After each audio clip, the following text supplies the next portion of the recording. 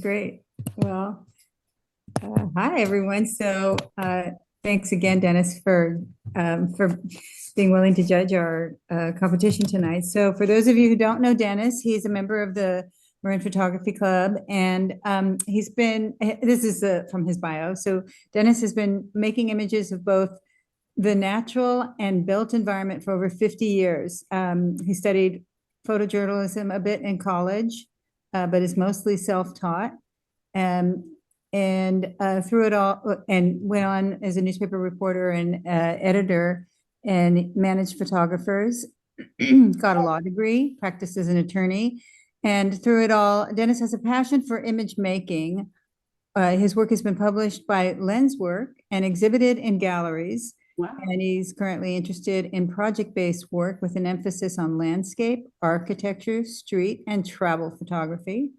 And Dennis's philosophy is that he seeks to understand the intent of the maker and provide insight into whether it was effectively communicated and realized, with the hope that his comments will give the audience something new to think about.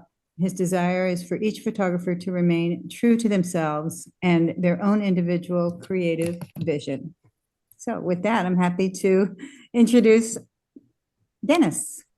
Thank you all. Thanks, Stephanie, and thank you all for inviting me and allowing me to look at your images. And just, yeah, I mean, really my bent is to try to understand what you all are doing. Whether I like an image or don't like an image really isn't that helpful. And what I really hope is that everyone follows their own creative vision, because we're all artists here. We all have our own ideas and thoughts. So if something I say resonates with you and gives you something to think about, great. If you disagree with me, and I expect you will, that's great too. But follow your own heart and make magic. So with that, we can get going.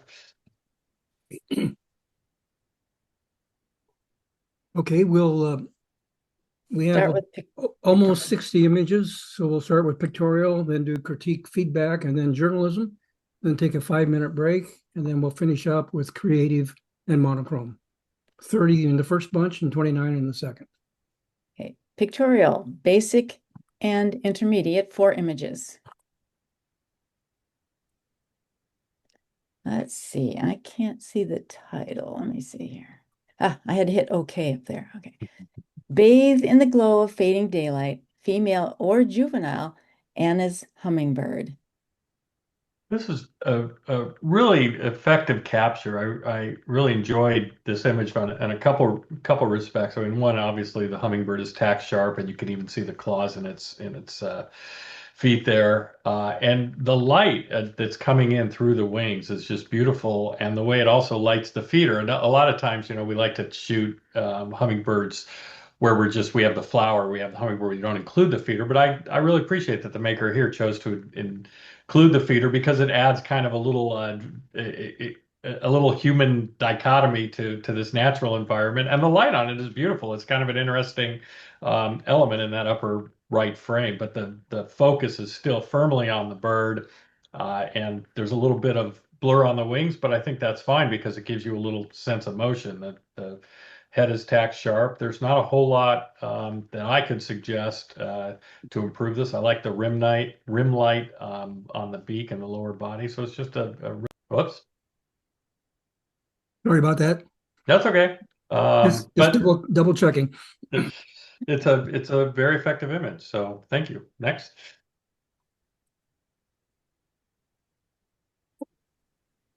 A peaceful wave under a bridge in La Jolla, California. Well, the first thing that strikes me on this, obviously, we've seen images like this before. I mean, shooting under piers in California, it's a subject that comes up repeatedly. But the maker here has done a really nice job of it. The first thing that is apparent is the lines are so straight, that some care and thought has gone into both in the composition during the making of the image, as well as in the post-processing, to really keep everything straight. And there's this nice little payoff, even though there's nothing at the end of the pier, below that we see. I like that little line of blue, just a hair above the window at the end, which kind of takes us somewhere. It allows us to kind of flow through this image and which kind of takes really enjoy this kind of these leading lines that the maker has provided.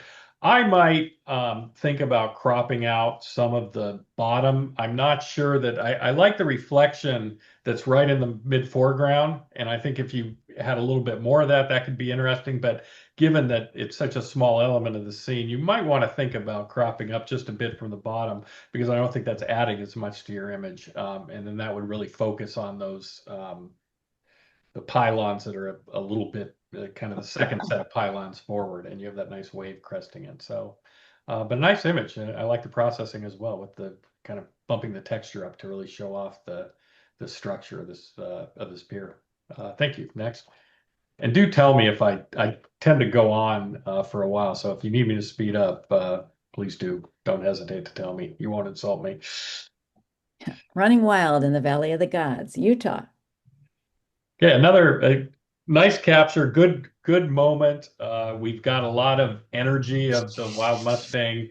I assume it's a wild Mustang coming, on a curve and heading towards us and heading into the frame. So it's really, there's a sense of drama, and there's enough room on the right for the horse to run into, and we have this nice dust cloud in the back. So it's a really interesting image, and horses are just one of those subjects that really tends to capture our imagination, capture our interest. So it's a great subject, well captured. Again, I might on this one, I'm not sure that you need. I like the texture on the rock wall in the background. I don't know that you need as much of it as you have in here, because it's kind of a different subject. The subject here is the horse, and if you were to crop down just a little bit, maybe turn this into a square. I think that would keep your focus directly on the horse and not so much in the background, even though the background is, really beautiful and nice to look at. But I don't think it's what your intent was in making this photograph. Thank you. Next. I scrambled up a hill to find this morning view. I like the way it includes native plants, agave, a Britti, and pinyon pine, with Sedona's signature red rock mountains in the distance. That's just a really peaceful, calm scene, and I really love the light that's kind of cascading up the valley and on those rocks on the far wall, and it's really very effectively captured and very effectively processed too. It's a very natural looking scene, and so often, we'll see scenes like this, and the temptation is to boost the saturation and take what nature gave us and make it better, and make it more bright and make it kind of hit us between the eyes. And the photographer here has not done that. The photographer here has let nature speak for itself, and I really appreciate that. I like there's kind of a gentle S curve that kind of flows through the landscape here from where we stand. It kind of goes to the left of this. I guess it's an agave. It looks like a thread agave. And then around it kind of pulls back to the right, and then you go up through that toe of the cliff in the distance. And then even then, there's like a little less that you could kind of go left and go right. And so that helps our eye. It helps us move through the image. So it's a simple scene, but really well captured and really well processed. If I were to do anything different, I might want to include a little bit more of that thread agave in the foreground to kind of ground the image and provide something to the right. But that's a really minor point, because the subject here and what the photographer is showing us are those beautiful hills in the distance and this lovely valley that I see an image like this and I just want to start hiking. I just want to start going into the image. So well done. Thank you. Next. Pictorial Advanced, 11 images. Life is like a circus. It has its ups and downs. Nice title. Fun image. I like the way that you have used, that the photographer here has used the smoke to a good effect, and it really kind of, with the lines coming in from the right and the left, those yellow, I don't know if they're lights or ropes, but everything is pointing towards the center of interest. We have this nice hot yellow light right in the middle, but it's not distracting because everything is shining on the person hanging from the rope, and there's so much tension in his body, particularly in his feet. I mean, I just can't I look at this and my eyes keep pulling to those feet because there's so much drama and tension there. And that makes the image, and then he's well framed behind the smoke. I might have cropped out. I think the backstage apparatus that we see to the right of the image isn't really necessary. It's not really doing anything to help the image, so I might have cropped that out. But what I really would like to see is it looks like he's kind of twirling on this rope here. And I'm kind of wondering about the maker's intention here as to showing the back of his head as opposed to a capture where, and maybe I'm misunderstanding what happened, but as he rotates around and seeing his face. And I think there must be a reason there as to why the maker chose to show us the back of the subject rather than the front, because the more typical thing would be to get a little expression, get a little humanity in there. But I think, as I said, that the feet are really what draw me into this picture, and perhaps that's what captured the maker's attention as well.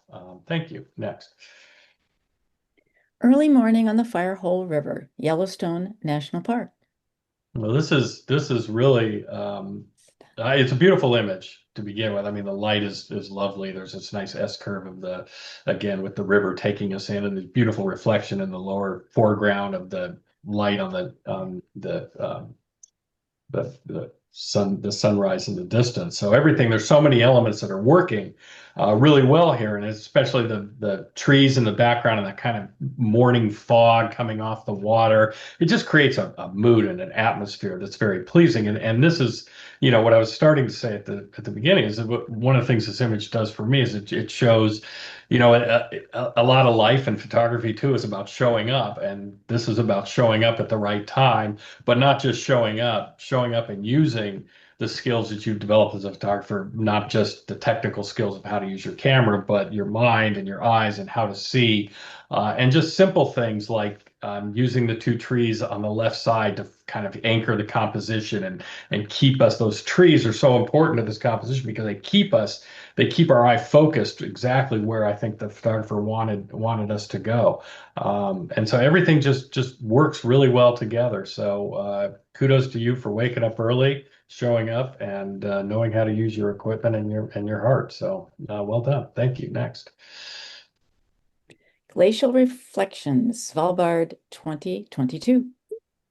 That's another image that I really enjoyed looking at this image and kind of watching it, and it's kind of it looks like, I look at the subject and I look at what the photographer has done with it, and it just seems that it's such a it's like being a kid in a candy store. I'm just imagining all the different patterns and reflections and lines in the rock to play with that captured your imagination and captured your attention. And it's so easy to get overwhelmed and get distracted when you come upon a scene like this.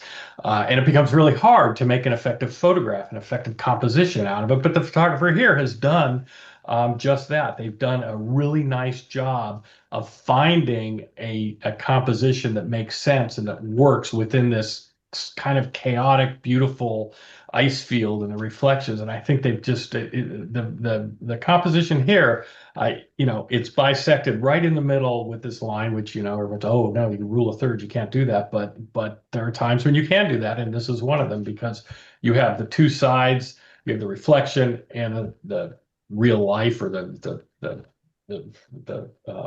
ice, and it just works so well together. It almost looks like, when you first see it, and especially you look at the thumbnail, it can remind you of like a crocodile or something, or some sort of animal. That little round thing to the left, it reads like an eye. The way the shape of the face of I guess it's a glacier, comes in, kind of looks like a beak or looks like a snout of an animal. And so it allows our eye to kind of make order out of the chaos, and it allows us to stay in this image and just kind of play. And my eye just keeps going around and around, and the colors are beautiful. The processing is really nice.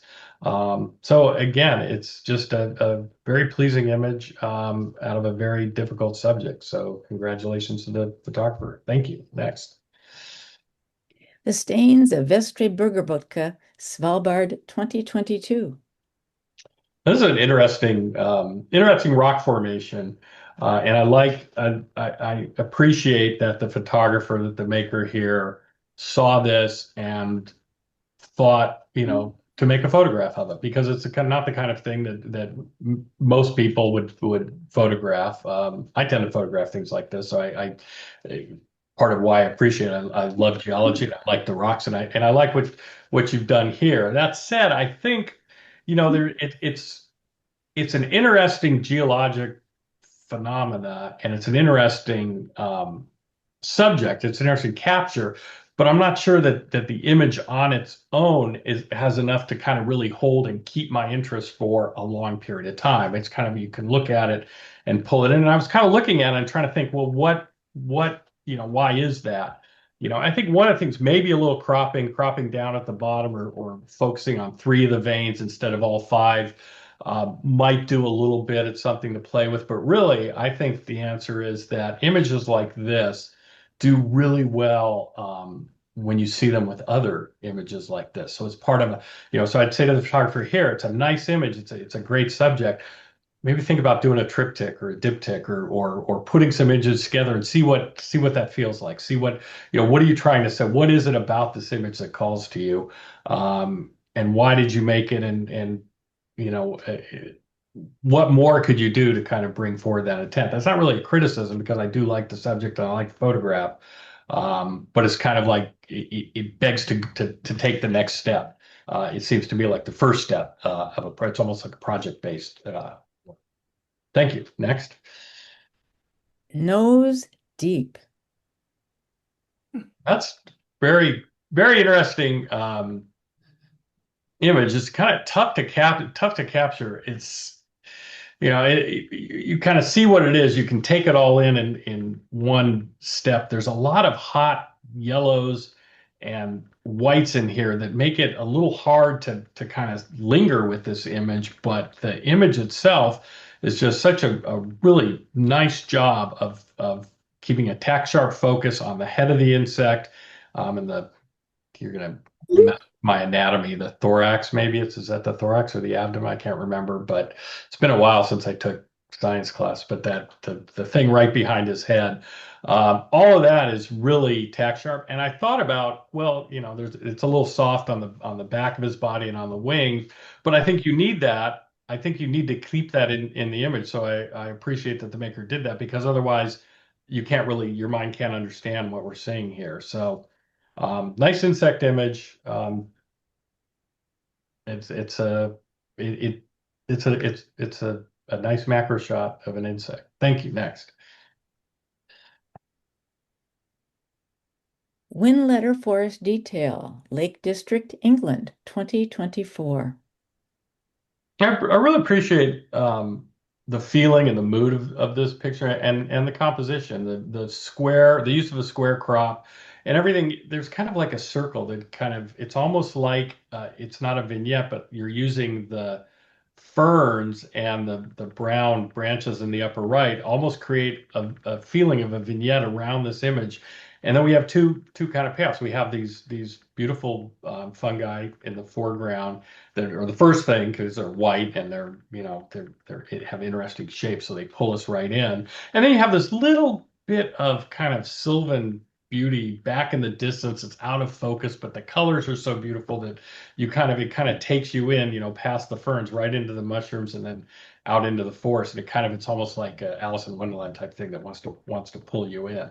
I think it's a little bit soft on the mushrooms. I wish the mushrooms were just a little bit sharper. I don't know if that's because they're a little hot. The highlights are kind of bright, and maybe that's kind of messing with my eyes to make it seem like they're a little out of focus. But that's the one thing I would maybe take a look at and see if you can improve them. Nice image, nice composition, some good choices in how you presented this. Thank you. Next.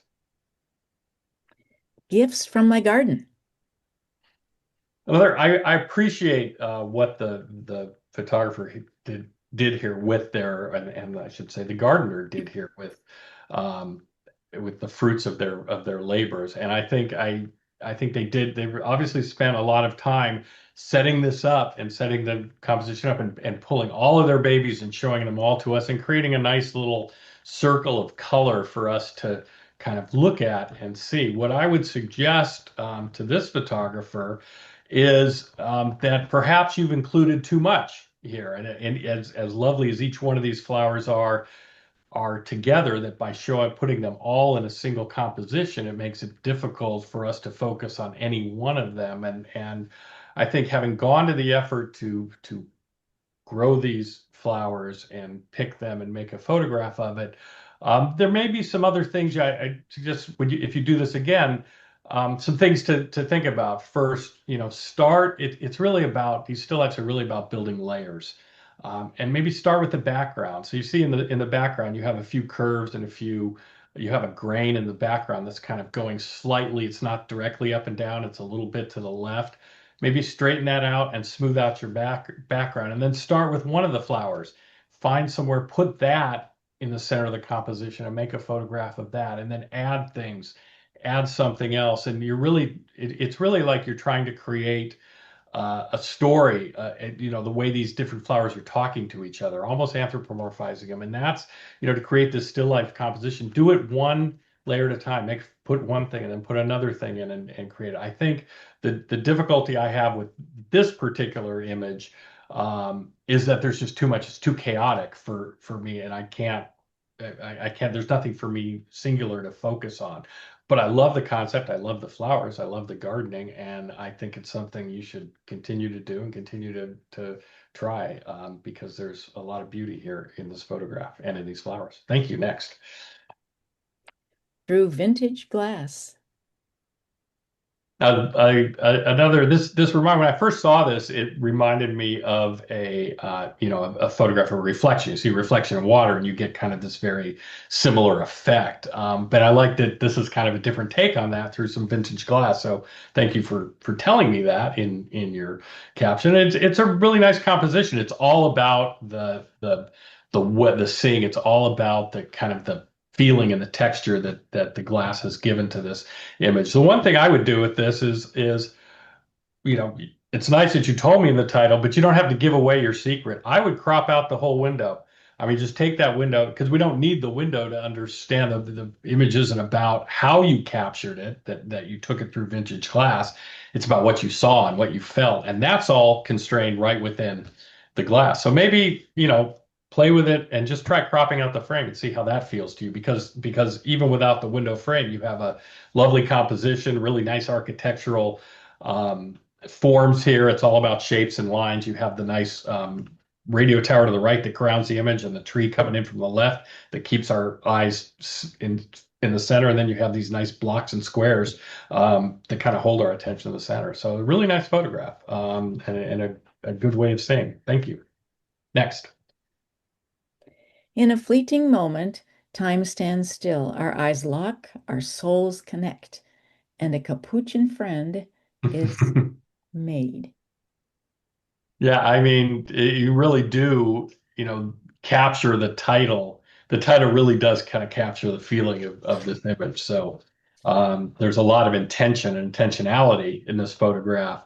And that, first off, as a capture, as a technical matter, the capuchin is perfectly well captured, perfectly sharp. We have all this, wonderful texture on the monkey's fur, and then his eyes. I mean, the eyes are the payoff, particularly with primates, because they're so close to us, staring straight at us. And he is literally, or she, I don't know, is staring straight at us. And there's a connect, even being, hundreds or thousands of miles away from where this was made, and not being the one standing behind the camera, we as the viewer can still stand in the shoes of the photographer and feel that moment and feel that connection with this monkey through those eyes. And, it's an image, the hands, the monkey's paws on the leaf have some nice gesture to it, the way he's laying on the leaf and everything else. But, as soon as your eyes lock with those eyes, you can't rip them away.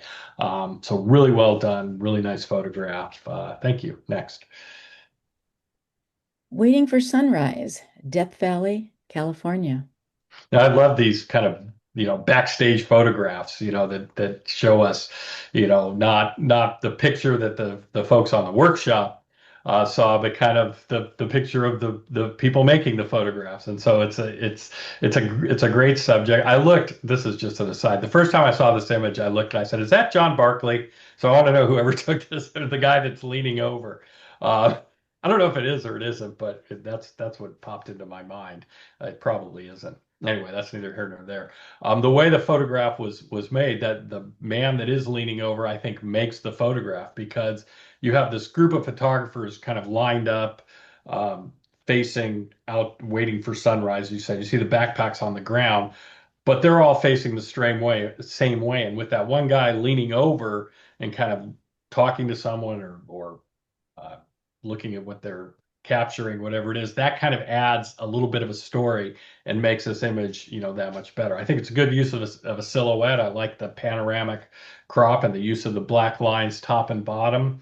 I can't tell. It looks like, I don't know if this is an artifact of the way you guys do zoom or the photo, but the black band at the top and bottom are kind of different widths. And I'd probably, if I'm going to do that, I'd like to see the wider black at the bottom, but maybe that's just the way it gets presented on Zoom. So that's a minor point, but nice thought, nice image. Thanks for taking us backstage. Thank you. Next.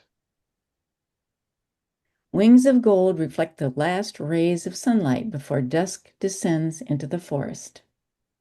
Just simple. I mean, this is just a simple, but beautiful image. There's three elements for us to look at. There's the bird, there's the tree trunk, and then there's kind of the background that has this, beautiful kind of soft bokeh that just holds everything forward. I don't even mind the highlights in the background because the photographer is very mindfully kept the wings of the bird and the bird itself against almost entirely against the dark background, except for a few little feathers at the top, and they're so bright and so colorful that the background can't really conflict or can't really distract us, and so our eye just goes directly onto this wonderful plumage. And again, the eye of the bird looking at us is really well processed, really well captured. We can see the little, the white iris and the dot in the middle that really kind of just captures our attention. And then I love the tree, that palm, I think it's palm tree to the left, just really kind of holds us in and gives us somewhere to rest. And, I could see this printed. Now this would, we were talking about printing a little earlier. I'd love to see this printed. I think this would make a lovely print because the colors, again, so simple, but yet so pleasing. Thank you. Next. Pictorial Masters, 8 images. Winter surf at Goat Rock. Oh, Goat Rock's a great place. Really nice capture of a wave. There's a lot of drama here. I like the seagull that's kind of just peeking up at the top, which gives a little sense of scale for us. And I like the shape of the wave that you've captured here and the kind of spray coming off it. Everything is tack sharp.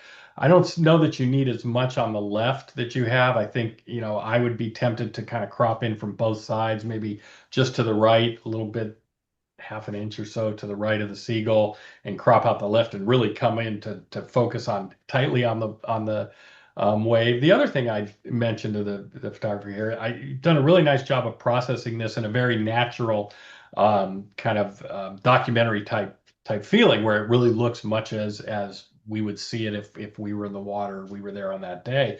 But it's such a dramatic image, and there's so much detail and texture here that it's a kind of image you look at and say, you could really play with this in post-processing to bring out, more of a feeling of what you're experiencing there. I could see this in black and white. I could see this in kind of a high contrast or even a high key type look. So it's a kind of, there's so many good elements here. If you're into post-processing, this might be a fun image to just kind of play around with and see where it takes you. That's, not to take anything away from what you presented to us here, because as I say, the image is very lovely, and I think the seagull makes the shot because the seagull really kind of pulls us in and keeps our eye, it gives us a sense of scale and kind of makes it a little more real than just a wave shot. I don't know if that makes sense, but that's kind of how I see it. Thank you. Next. A walk through time. It really is. I mean, what a lovely image. This would also do an image that would do really well in the travel category because it's really putting us into a sense of place. That hiker in the lower left is really what makes this image as beautiful as, assume it's the Grand Canyon, as the Grand Canyon is. with all the light is really nice. The layers of the geology and the path going down, it's all lovely to look at. But without that hiker, it would be just a kind of static image of one that similar to one many of us probably have seen in the past. But adding that hiker and only one hiker, so there's not like a mass of people walking down. You can see a few people way down in the distance, but they're so insignificant, and a couple people lower down on the trail. You don't really notice them. Your eye just goes straight to the hiker. And what she does, because of the way that you've composed this picture, she takes us and puts us as the viewer right into the frame. And so, we then become the hiker, and then the hiker is taking us right into the picture because we're following that same path down and we're into this beauty and the Grand Canyon. So it's a really well done photograph. And again, processed in a very natural way. So it lets the landscape speak for itself and doesn't try to improve on nature, just shows us, what we would see in part of the natural environment. So really well done. Thank you. Next. Sharing. It really is, isn't it? A nice image of the two giraffes. It's very kind of a little bit of anthropomorphism here, which it's not nature category. There's nothing wrong with that at all. And they really do look as if they're sharing, particularly the one kind of in the foreground, who's kind of close to us. You can kind of see their gestures with one another, see how they're interacting. I would like to see probably a little bit more of the giraffe on the right, so his ears not cut off in the middle, just to get a little bit more of a sense of where he is. It's almost a little too tight, and the eyes could probably be brightened up a little bit, kind of compared to some of the early, like the shot of the monkey that we were looking at earlier. The eye on this giraffe, I know it's not fair to compare a giraffe's eye to a monkey's eye, but I'm going to do it anyway, is just a little bit dark. And I think if you kind of went in there and could lighten it up a little bit, it might help bring us into the image just a little bit more. But the composition of the two noses together and the foliage that they're eating, and the line of the giraffe's neck coming in from the left is all really lovely. Thank you. Next. Sea of stone. It is a sea of stone, isn't it? Nice image, nice photograph. I like the inclusion of the bit of the cliff on the right, so it kind of gives us a little sense of, again, a sense of scale, a sense of where we are. I can see what the photographer saw here in this beautiful landscape, because it's kind of an alien, as you say, a sea of stone landscape. So there's a lot to photograph here. I'm not sure, that there's a nice kind of slow C curve going around from the left or from the lower left and into the middle of the image, and then coming out through the upper left, which kind of pulls our eye in. But I don't know that that's enough to really keep us engaged in the image. It's almost like it needs something else, but maybe a person sitting on the cliff over there. I know, guy in a red coat. I don't want to sound like every other judge, but in this image, you kind of get it, you see it, you get it, it's lovely, and then there's nothing to kind of hold us in. I think, maybe focusing in on that stream on the left-hand side, which seems to be where the maker was going with this, is that little gentle curve. Getting in tighter on that may pull us in. The light is lovely on here. This kind of blue cast is interesting to me, I think, but I say it's a lovely image, but not an image that can hold my attention for a long period of time. Not saying it's not something I don't want to look at, but I kind of feel like you could take it in relatively quickly and then move on. And so that's kind of as you're out in a area like this, think about what else after you make this image, where else could you drill in, and what else could you see here? Thank you. Next. Lunar highlands. This is a nice image. Again, I mean, we all like volcanoes and cinder cones. We have three cinder cones, well, four, if you have three major cinder cones here that we're looking at, and I'm not sure which one to spend my time with. I like the setting, I like the scene, I like this little path down below that gives us a sense of scale, and we can see how massive these really are. But my mind keeps wanting to go to this cone in the foreground with the light on it, lighting up the crater. And I think one of the difficulties I have is the sky, as lovely as it is, and even the clouds that are kind of in the upper left, all become distracting to my eye as I'm looking at this image because they're so bright. There's so many highlights there that it's kind of pulling me up away from what you want to show me, and taking me out of the image. And so if you could either darken that up or maybe crop in a little bit, I think you put my eye more directly on what you want to show me. But lovely scene, lovely light. Thank you. Next. Icy Arctic reflections.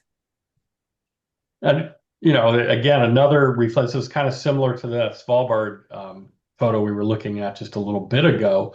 And it has the same kind of feel to it with a lot of the, reflections and the snow and the glacial field above. And you kind of can see that there's just a lot of places to play. I think here, what really calls to me in this image is not so much the ice in the background, which provides a nice backdrop, but really this foreground ice, in particular that lovely blue color in the just kind of right past the, I don't know what the lower snout part. It's much easier to do these in person because I can point to things and you can all see it. So I'm having to use bad descriptions to tell you what I'm looking at. Yes, right where that little arrow is floating around, that blue ice is really what, and I would tend to want to come in and really focus on that. Or if the background is what called you, focus on the background. The difficulty I have with this image is my eye again keeps bopping back and forth. I'm not quite sure what the subject is, whether it's the foreground ice or the background ice. And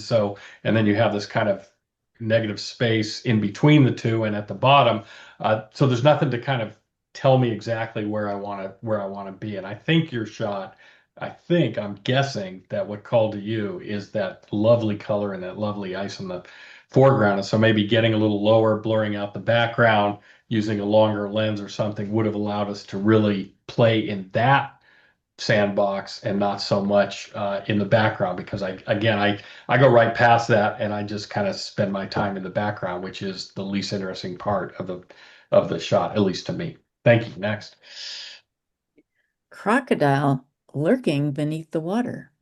Well, I hope you were using a long lens on this one. This is just a very graphic image and very, interesting. You kind of see it. We immediately know, okay, this is, crocodile, alligator, something. You've told us it's a crocodile. But it's that kind of beast, and we all know innately what it is, but yet we can't stop looking at it because it's seen in a way that we don't often see, and it's captured really well. The eye is like really well processed, so it really pulls us in and allows us to stay with this image. And then the color on the water is just so lovely. The ripples on the water and the really nice control of your depth of field using a wider aperture.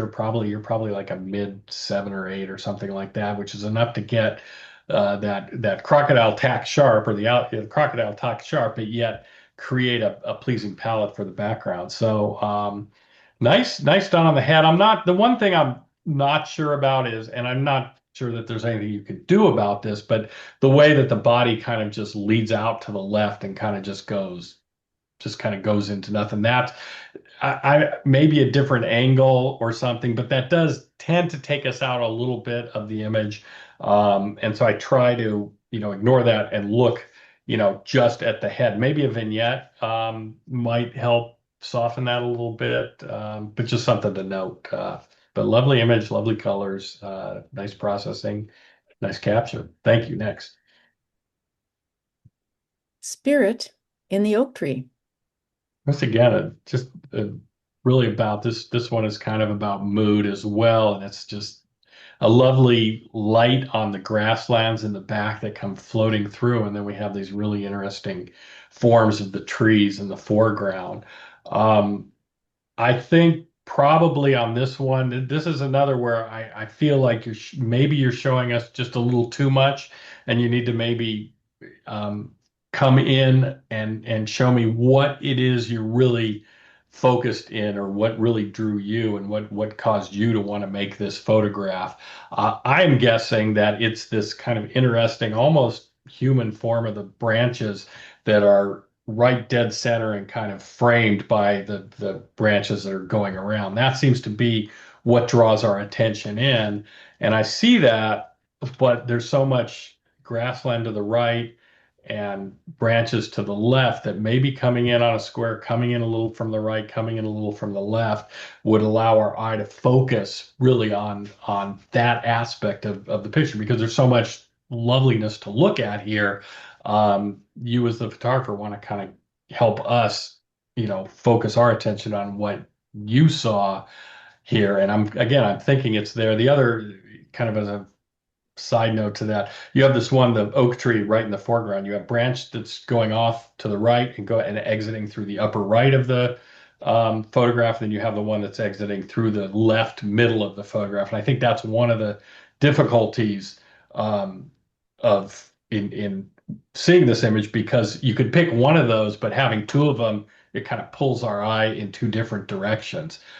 So nice light, good job of seeing.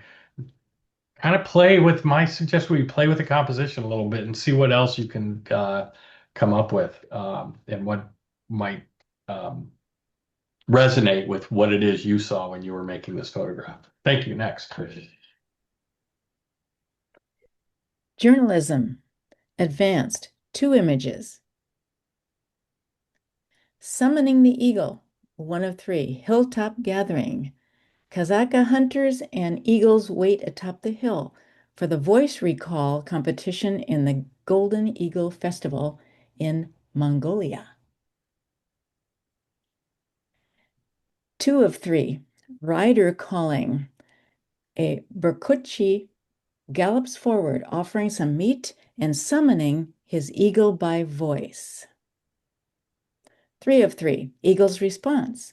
The golden eagle locates its Berkutcha, guided by his voice, sounds, and the raised meat. Nice job of reading those titles. That was not easy. Thank you.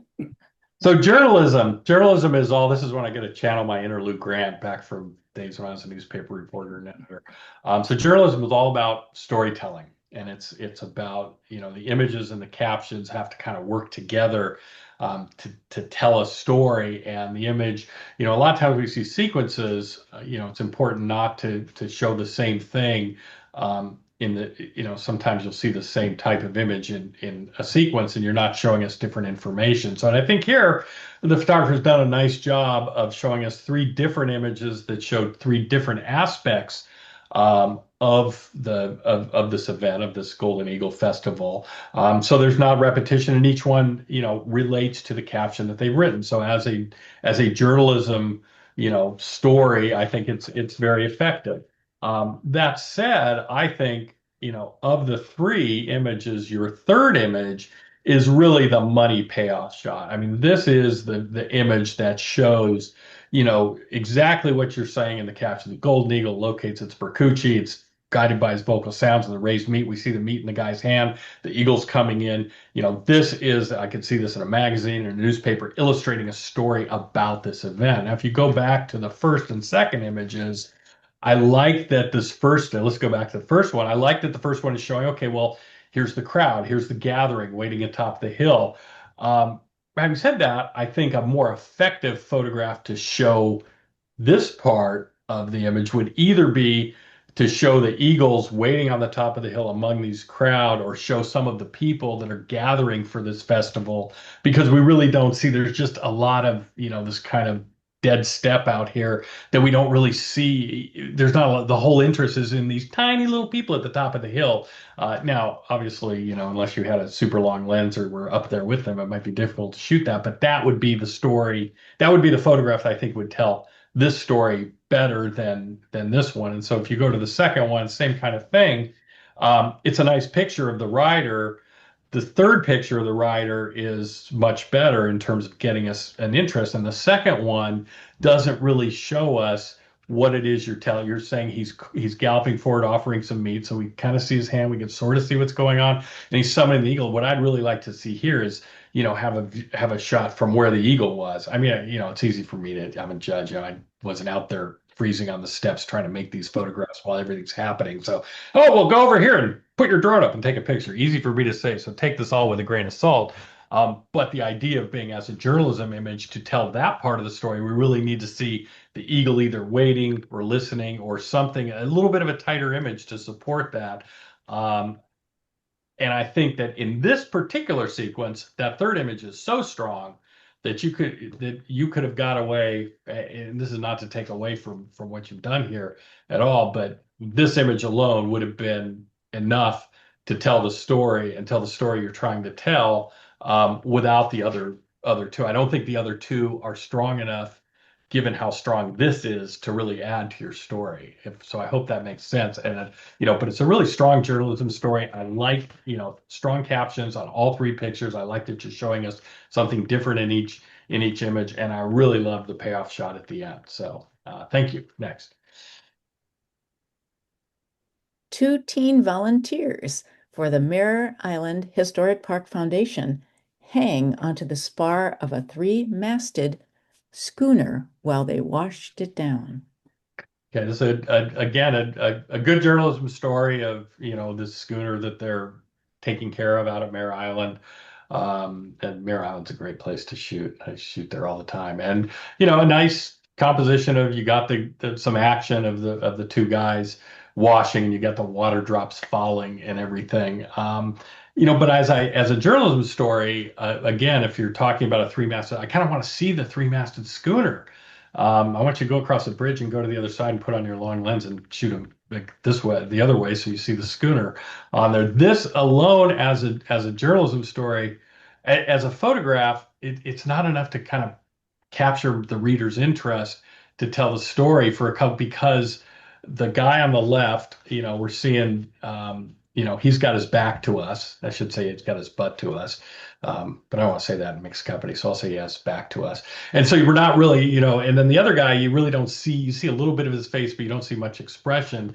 So all we have is this kind of washing of the spar, which is a nice idea and a nice photograph. But I think, having Vallejo in the background there on the other side, I think there were probably better lines of sight, even on this side of the Mare Island Strait, that might have made this a more effective photograph at telling the story.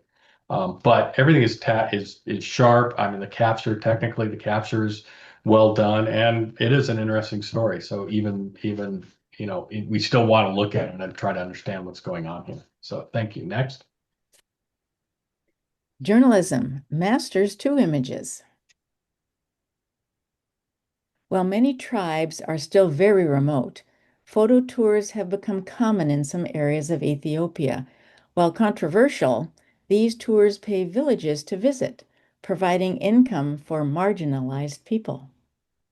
Again, another kind of backstage photograph. So I appreciate the maker providing us and giving us kind of a glimpse behind the scenes of what happens on these safaris here, because this isn't the scene that the tour operators show. They're not in the glossy brochures. They're not usually seen, and so the idea is you see kind of the idyllic scene of both the animals or the village, in this case, the villagers, and the places they're visiting. You don't kind of get a sense as to how it is that these photographs are made and how it is that the tourists come here. So I really appreciate, I think this is a very strong journalism story, and I think it's an effective way to tell the story. I think, it's a little bit difficult because we see the backs of all these tourists crowding around what someone is doing in them. But I like that you have these villagers kind of just sitting around waiting to be gawked at, if you will, and kind of sitting on the sideline. So even despite the backs of heads here,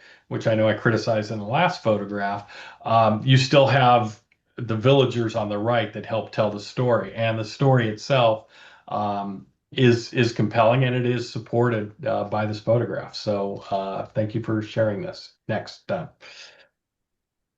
Lucky Dog Racing, 1 of 4, is an endurance series that welcomes all levels of race cars and drivers.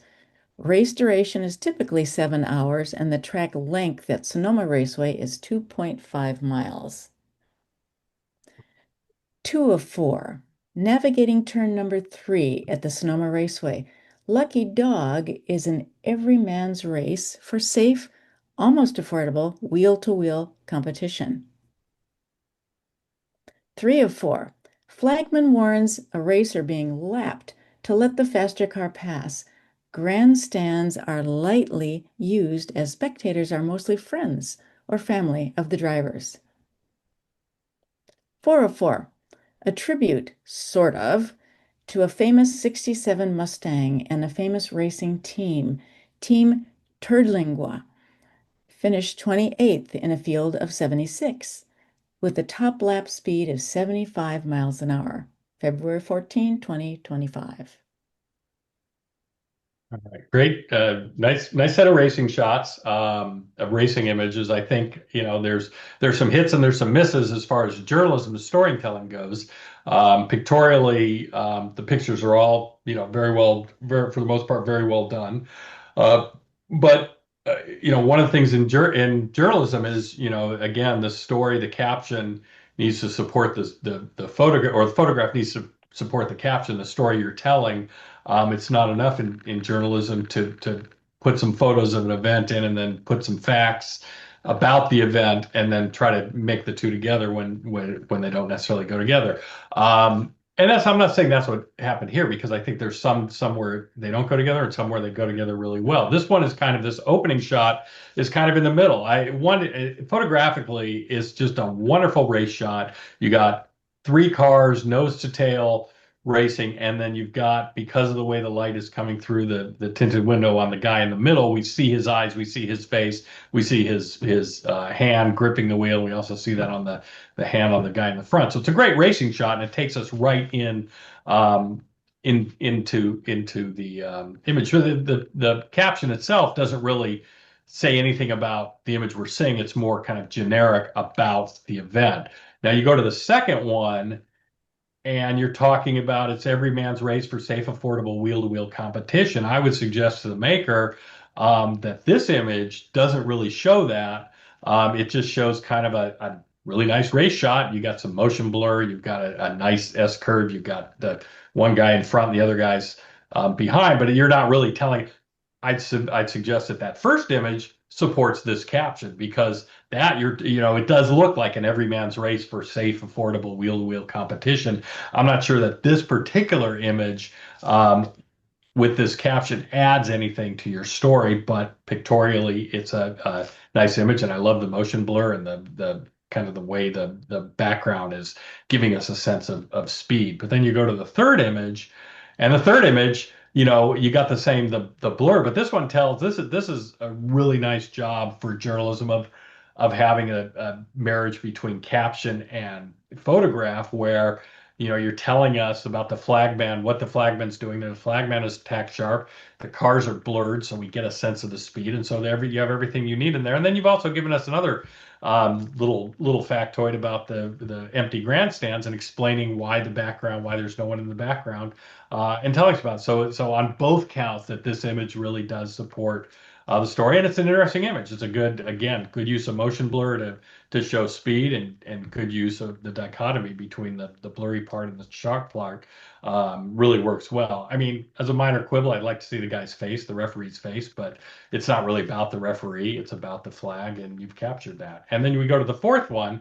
And the fourth image, I mean, come on, Terlingua racing, and we got Turtlingua. So I appreciate the humor here. But again, I don't know that this has anything to do with, it's just kind of, it's a cool picture of a funny car, or a funny backstory to it. And for, people that know about Terlingua racing and Shelby and all that, this is will make them laugh, but it's kind of a separate story. I don't know that this one really goes with the other 3 or the other 2 images. So, it's almost like a story in and of itself. This could almost be its own story. I like the capture, though. I like that we see the guy's glasses and the guy's eyes, and I like the backstory of Turtlinga Racing Team. So, thank you. Next. Critique feedback, all levels, 3 images. dwarfed before the glacial giant, Iceland.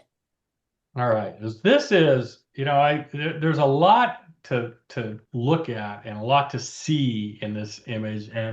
But what I appreciate is, and the caption kind of clues me in a little bit, is what the maker was trying to show us here, because you have this massive glacier and then you have these tiny people at the bottom, which really helps show off the sense of majesty and the sense of the glacier. I can't tell what's unclear to me is whether the photographer, when you were making this, were you up at a higher elevation shooting down at this other group of people down below, or were you maybe down below with them and using a drone to kind of capture a faraway image? I think that for kind of what you're telling me in your title that you're showing, I think it's a nice photograph. I like the reflections in the kind of on between the people and this nice cliff on the right.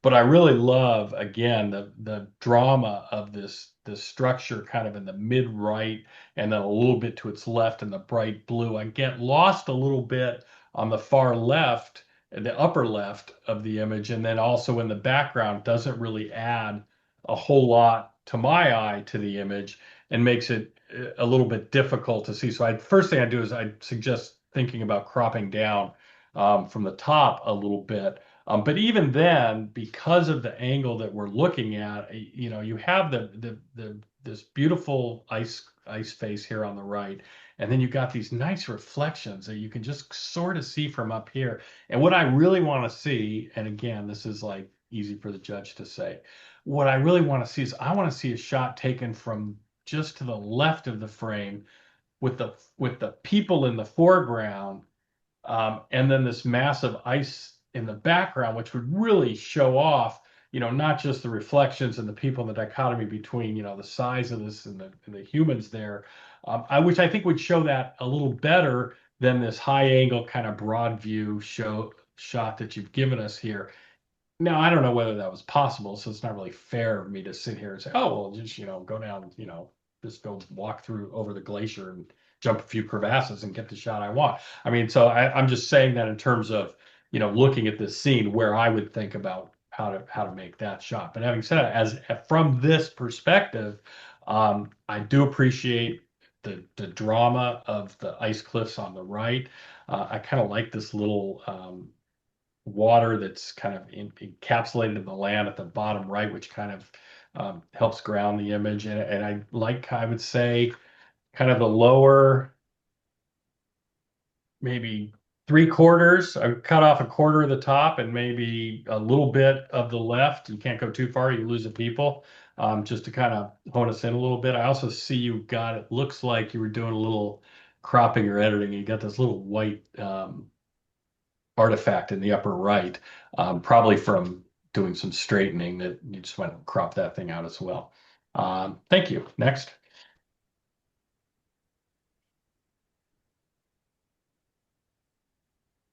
Moon rising between the Fisher Towers. Yeah, I was looking at this for a while. I was trying to figure out, not that it matters, if this was a composite or a single capture. And I say not that it matters because I'm not one that really cares how an image was made. I'm much more interested in why an image was made and how it turned out. And it doesn't matter if it was a composite or not. But having said that, I mean, I kind of concluded that this was not a composite because of the difference in focus between the moon and the Fisher Towers. And I think this was, so a really good job of putting yourself in the right place at the right time to make this image. And if it's a composite, I'd say two things. Good job of fooling me that you took the time to put yourself in the right place at the right time to make the image. But if you were doing a composite, I think you could have been a little bit sharper on that moon. As a single image, I don't think, I think it's perfectly fine.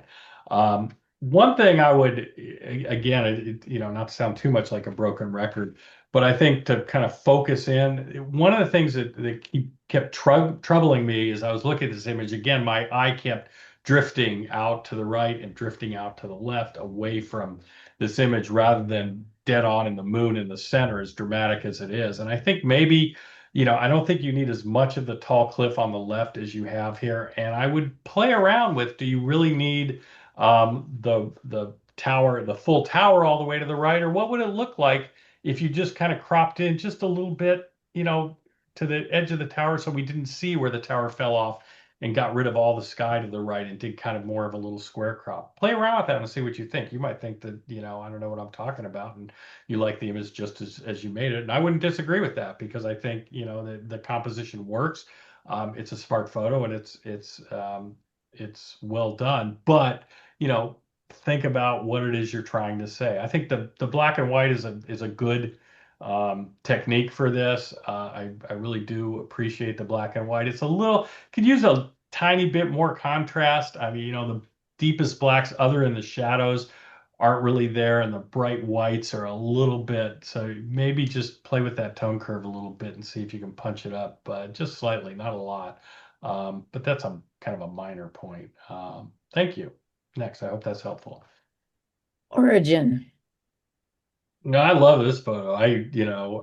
You're asking for critique on this one, and there, to be honest, there's not a whole lot I could tell you other than it's really a lovely photo. I mean, a lot of times, this is one of those photos like lightning photos, or kind of one of those photographic genres that, the first part of it is all about figuring out how to do it, getting your lightning trigger. It's not something I do, just, so take everything I say with a grain of salt. But, it's about figuring out your lightning trigger, figuring out how to do it, and getting it right, getting your exposure right, waiting for the right strike. And then it becomes, once you've mastered that, and clearly the maker of this knows how to operate the equipment and capture it, it almost becomes an art of curation and processing, and what do you want to say with the image, and do I want to show one of these images with, multiple lightning strikes or single lightning strike, and then how can I add drama to it beyond what the lightning has to give? And here, I think the maker has done a phenomenal job of both curation and processing after capturing this image.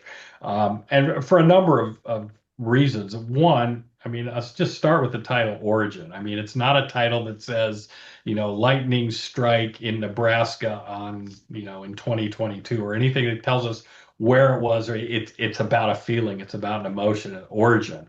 I mean, we could all have a different idea of what that means and what that means in the context of this photograph. So I kind of love that as a starting point. I love that you're showing us a single lightning strike. And then kind of moving down from the top of the image down, the where the lightning is, well, I'll say starting, but we know it's really ending there. In the top left, you have this. It's just a little bit hotter, a little bit brighter than everything else, and so it gives us that sense of origin. And it gives us that sense, and of course, because it's the heavens and it's the sky and it's a bright white light, we can all draw our own conclusions, make up our own stories about whatever it is to be, whatever that origin is. And then you have just a perfectly captured bolt coming straight down. The clouds are very well processed. They're ominous, but they're not like over processed so that they look artificial. They look very natural. And they're processed really well. And then you have this beautiful rainstorm that the lightning bolt, we're following this lightning bolt down, and you have this massive rain clouds and this thunderstorm, and you get a sense of the drama. And then we have this little peak of this little blue sky that kind of calls to us that, there's light at the end of the tunnel and we can get through there. And then you see the lightning strike, continuing out around to the left, but it's not crossing that little blue sky. So everything works really well here. And then you have this nice little long line at the bottom, and I like that the maker has kept this little, I don't know if it's a cornfield or something down at the bottom, just enough. It almost functions as a frame to just kind of ground the image. And then you have they look like some irrigation, the big sprayers that run around on wheels there at the line, which adds just another tiny piece of interest. Not what the photo is about, but it kind of puts a little bit of humanity in there too. So everything works really well in this image. I don't have any, obviously, you can probably tell I don't have any suggestions to you, nor do I presume to have any suggestions to you of how to improve it. I just think it's a really well done image of this genre, one of the better ones I've seen. So thank you. Next. Okay, we'll take a 5-minute break. We've covered half the images. You have another 30 to go. How's the pace? Am I You can long-winded? probably pick it up just a little bit. Okay. I've been told that before. But Really very, nice very good. comments. Very useful. Yeah, really appreciate the feedback. Thank Yeah, you. very, Thank very you. nice. Very nice. You know, Basic and intermediate for images. right. Liquid pirouette. That is a liquid pirouette. It does a nice job of, these again, this is similar to, kind of what I was saying about the lightning shot. A lot of this is the first part of these is figuring out how to do it, and then it becomes, about the art of curation and processing. And I think that the maker here has won on both aspects. I think it's a really good example of one of these I call them bubble shots, and there's a better name for them, but it's simple, but you've captured it in exactly the right time. These four little bubbles coming off to the left are great. The only thing I do, and I like the color, the ombre effect of the purples and the blues in the background, great. The only thing I'd probably do is I'd crop off the glass in the bottom that it's coming out of. I don't think you really need that. I don't think it adds a whole lot because there's so little of it to the image. And if you crop that out, then it just becomes, a more abstract image. And I don't think that adds anything to it. But the bubble itself, it's acceptably sharp. I mean, there's a little soft parts at the top, but it's acceptably sharp. But most importantly, it's a great little gesture for us to look at. Thank you. Next. Painting with light. Again, all about technique, and then, using technique effectively. So this maker has, done a nice job with light painting and creating a very pleasing composition out of just waving, this light bar around with the different lights and the different colors. And I like how, there's this little, even though it's kind of out of focus, this little kind of curve at the upper left. And I like that it kind of goes out of focus to kind of tell us we're at the end of the rope. And then you can just get lost following these lines all around and trying to figure out, following the light balls that you made it. And then the way that they intersect. I mean, this reminds me of an old spirograph that I played with when I was a kid, and probably some of you did too. Nice composition, interesting, very graphic image. Thank you. Next. Almost the ideal abstract till brown bear photobombs me. A good, funny image. I like the brown bear in there. There are some creative things. I can see what the maker was saying here. There's some creative things to play with here, particularly the reflections and the ripples, and everything else down at the bottom. Having said that, this photograph itself, I don't really see fitting this particular category. I don't see the creative side of it, other than, there's the humor of the brown bear coming here, but it doesn't really do anything creatively at the capture or the processing or anything to kind of show us something different. It's much more kind of a straight shot of an interesting place. I think there are creative photographs to be made here. With all due respect to the maker, I don't think this is one of them. And I would urge you to keep playing. I'm not saying don't submit this somewhere else. That humor category we had last month might have been a good place for it. I don't think this category is. Thank you. Next. Of course, you can't see this elusive American bittern watching you from among the marsh grass and cattails because he's invisible, or at least he thinks so. So again, an interesting photograph. I think this image, I like how you've got the lines of the bird and the lines of the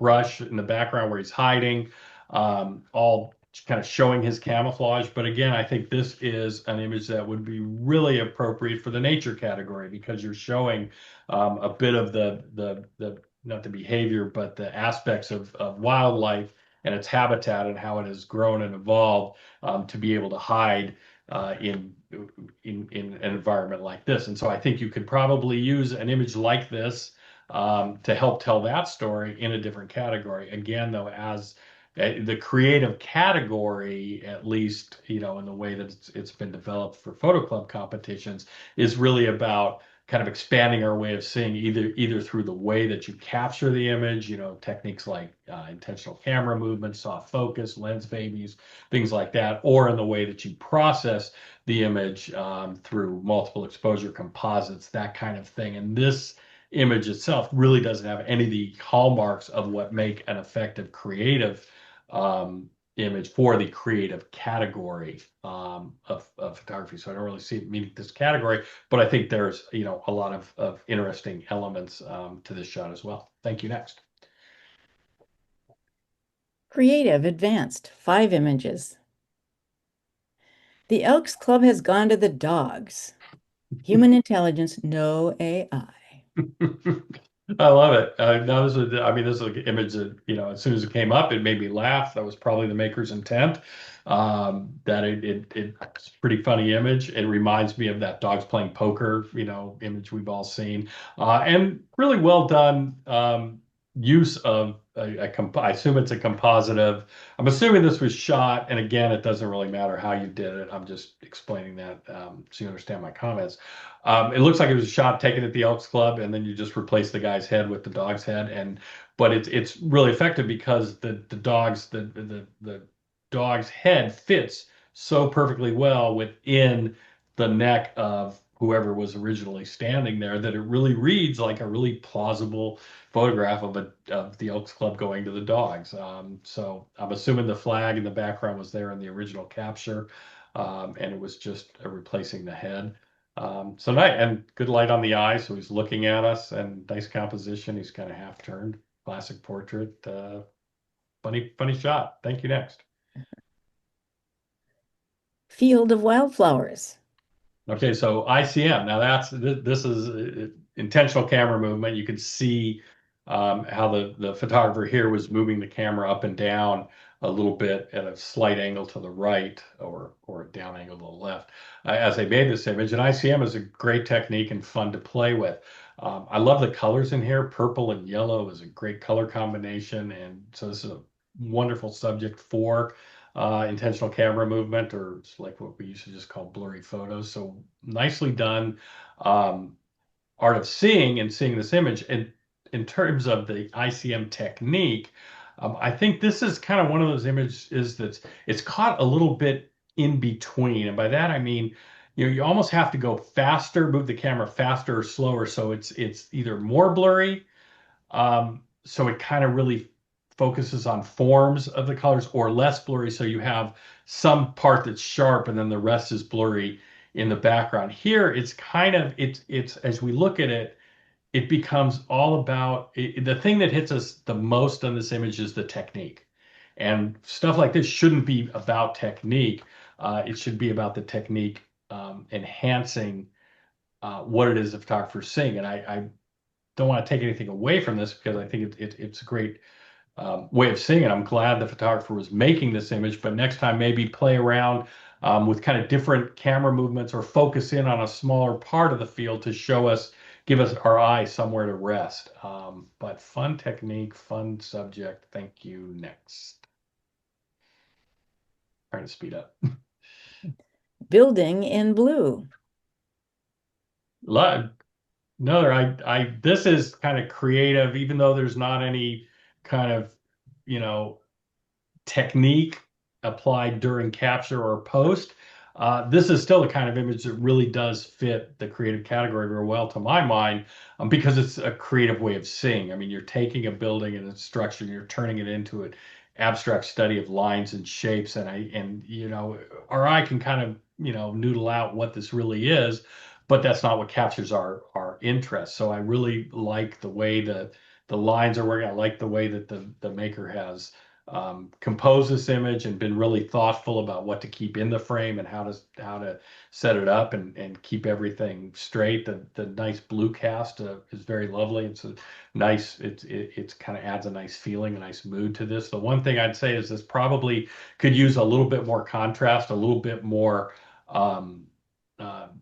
kind of just a little bit more dynamism to it. Maybe some deeper blacks, maybe play with the tone curves a little bit, maybe or add some texture, or even a little bit of clarity here could really make this thing pop. Because you could really, when you reduce the building to its abstract forms, you could really start playing around with some of your post-processing tools to really pull out some of the detail and the structure of this, because it's a little bit, it reads a little bit flat. Nice composition, nice tones, nice color, great idea. Just needs a little bit more punch, to my mind. Thank you. Next. The shadow lurks. Shadows are great, and this is just I like so many good things going on in this image. I love the way the shadows captured. I love the background and the kind of that brown and rust color, and then the streaks in the foreground that kind of add this mystery to it, that are the rain from the dirty window. The one thing I do though, the really interesting part of the shadow to me is this kind of like beak to the left. It reminds me of, the old Venetians and wearing those Venetian masks during the plague back in the day that we see pictures of. And that it comes out really prominent on the left. I think if you cropped out all of that highlight on the right side of the picture and just came in, you can't see what I'm doing, but I'm going to do it on my screen so I can explain it. If you think about cropping just to the right of, so we go up to the right side where you see the light, and then you come into the middle and pull it down and more, down, and out to the right, and then up, but up, up, more higher, right there, a little bit to the left, right here, right down, yeah, right about there, crop down. Just put your hand up on the screen and try and crop down from the right, and then crop off at the top of that little, right about, almost where the arrow is. Just make that the upper right-hand corner of the crop, and look at that and see how that makes you feel. That then becomes, a big mystery, and it turns this. I mean, I love what you've done here. I love what you've captured here. I love that you saw this image, and I love the kind of textures and the light and the color on it. I just think that upper right part takes away from really the drama of what you saw here. I could be wrong, and so don't listen to me if you think I'm wrong, but take a look at it, see what you think. Thank you. Next.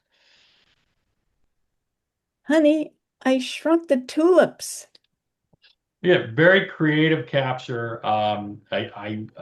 There's just, I look at this, it looks like these fingers coming down and playing. I just, the way the tulips are, and the way that the photographer has captured these through, I'm assuming, is maybe some sort of multiple exposure. Maybe it was camera movement. I don't know. But again, said it before, doesn't really matter. It's what you present to us, not how you made it. That's the important part, at least to me. And this is really cool. I like it.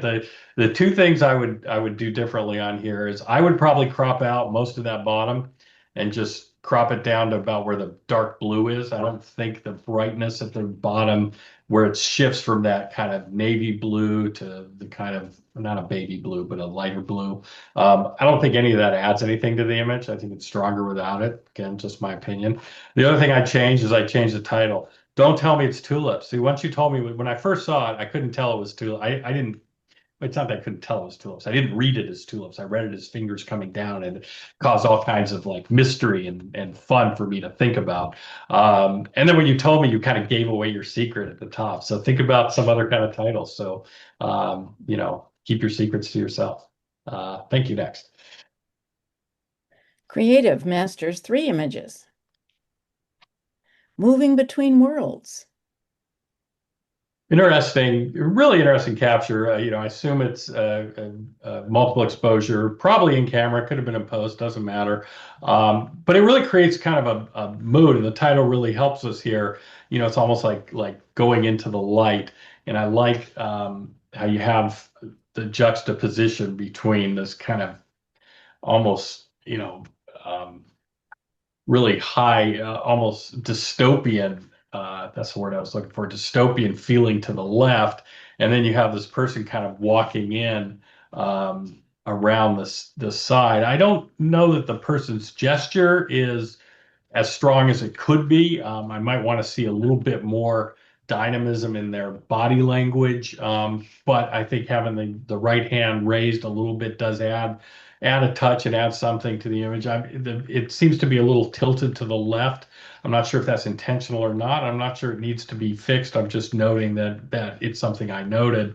And the door to the right is probably the only piece of reality that we see, but I think it adds a nice bit of grounding to the image. And then, as I said, the into the light, the blown out highlight in the middle, really draws us into the image. So interesting image, a very creative way of seeing. Thank you. Next. A closer look.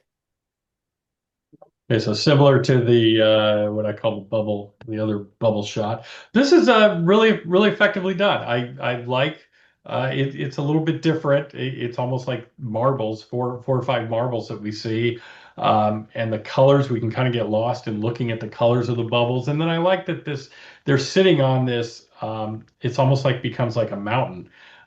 This pink in the foreground that you've created, whether you've tilted you've cropped it at an angle or whether it came up like that, it doesn't matter. But I think it's effective because it adds some dynamism to it. It's, acceptably sharp. I think there's a little bit of softness in some of the bubbles, particularly big, the third big one to the right or the first big one from the left, however you want to count.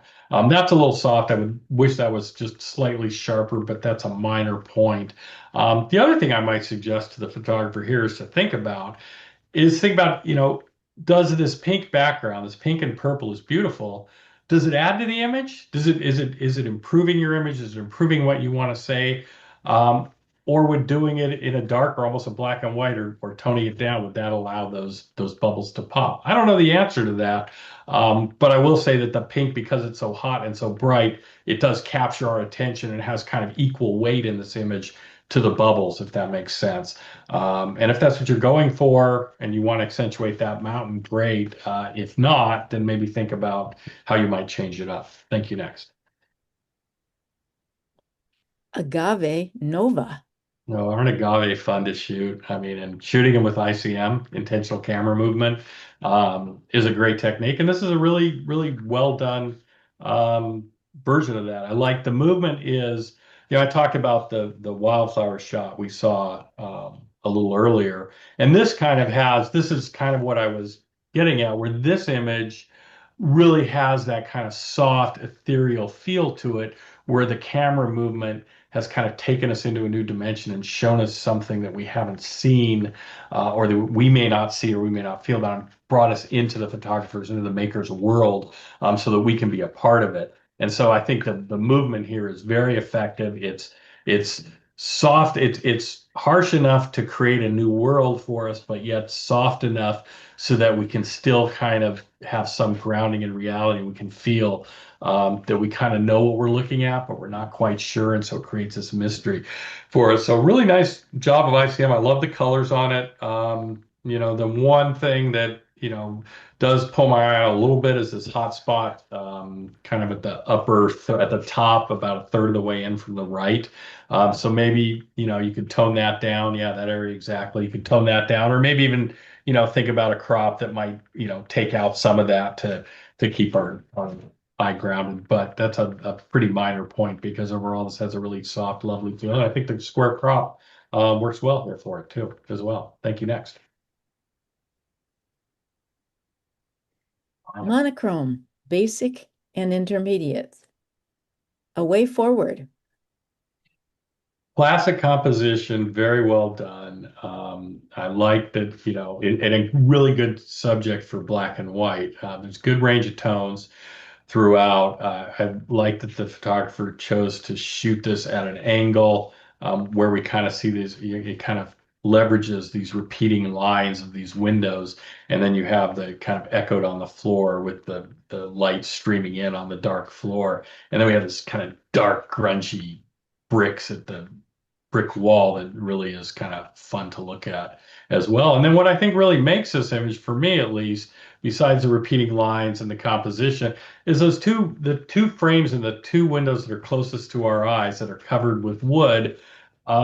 It kind of breaks the pattern. So if all you had was the pattern, then you kind of see it and digest. But now you have something that breaks the pattern and gives our eye something to look at. And it's not the subject of the image or anything, but it just adds that one little extra oomph that kind of makes this image. So nice shots, good choice of black and white.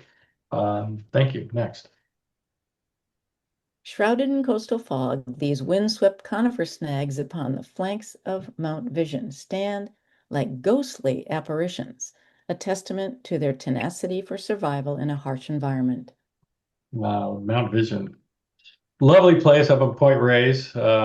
It's a beautiful place to shoot, and this looks like one of those wonderful foggy Point Reyes morning. I'm guessing it's a morning. I don't know, maybe midday up there for all I know.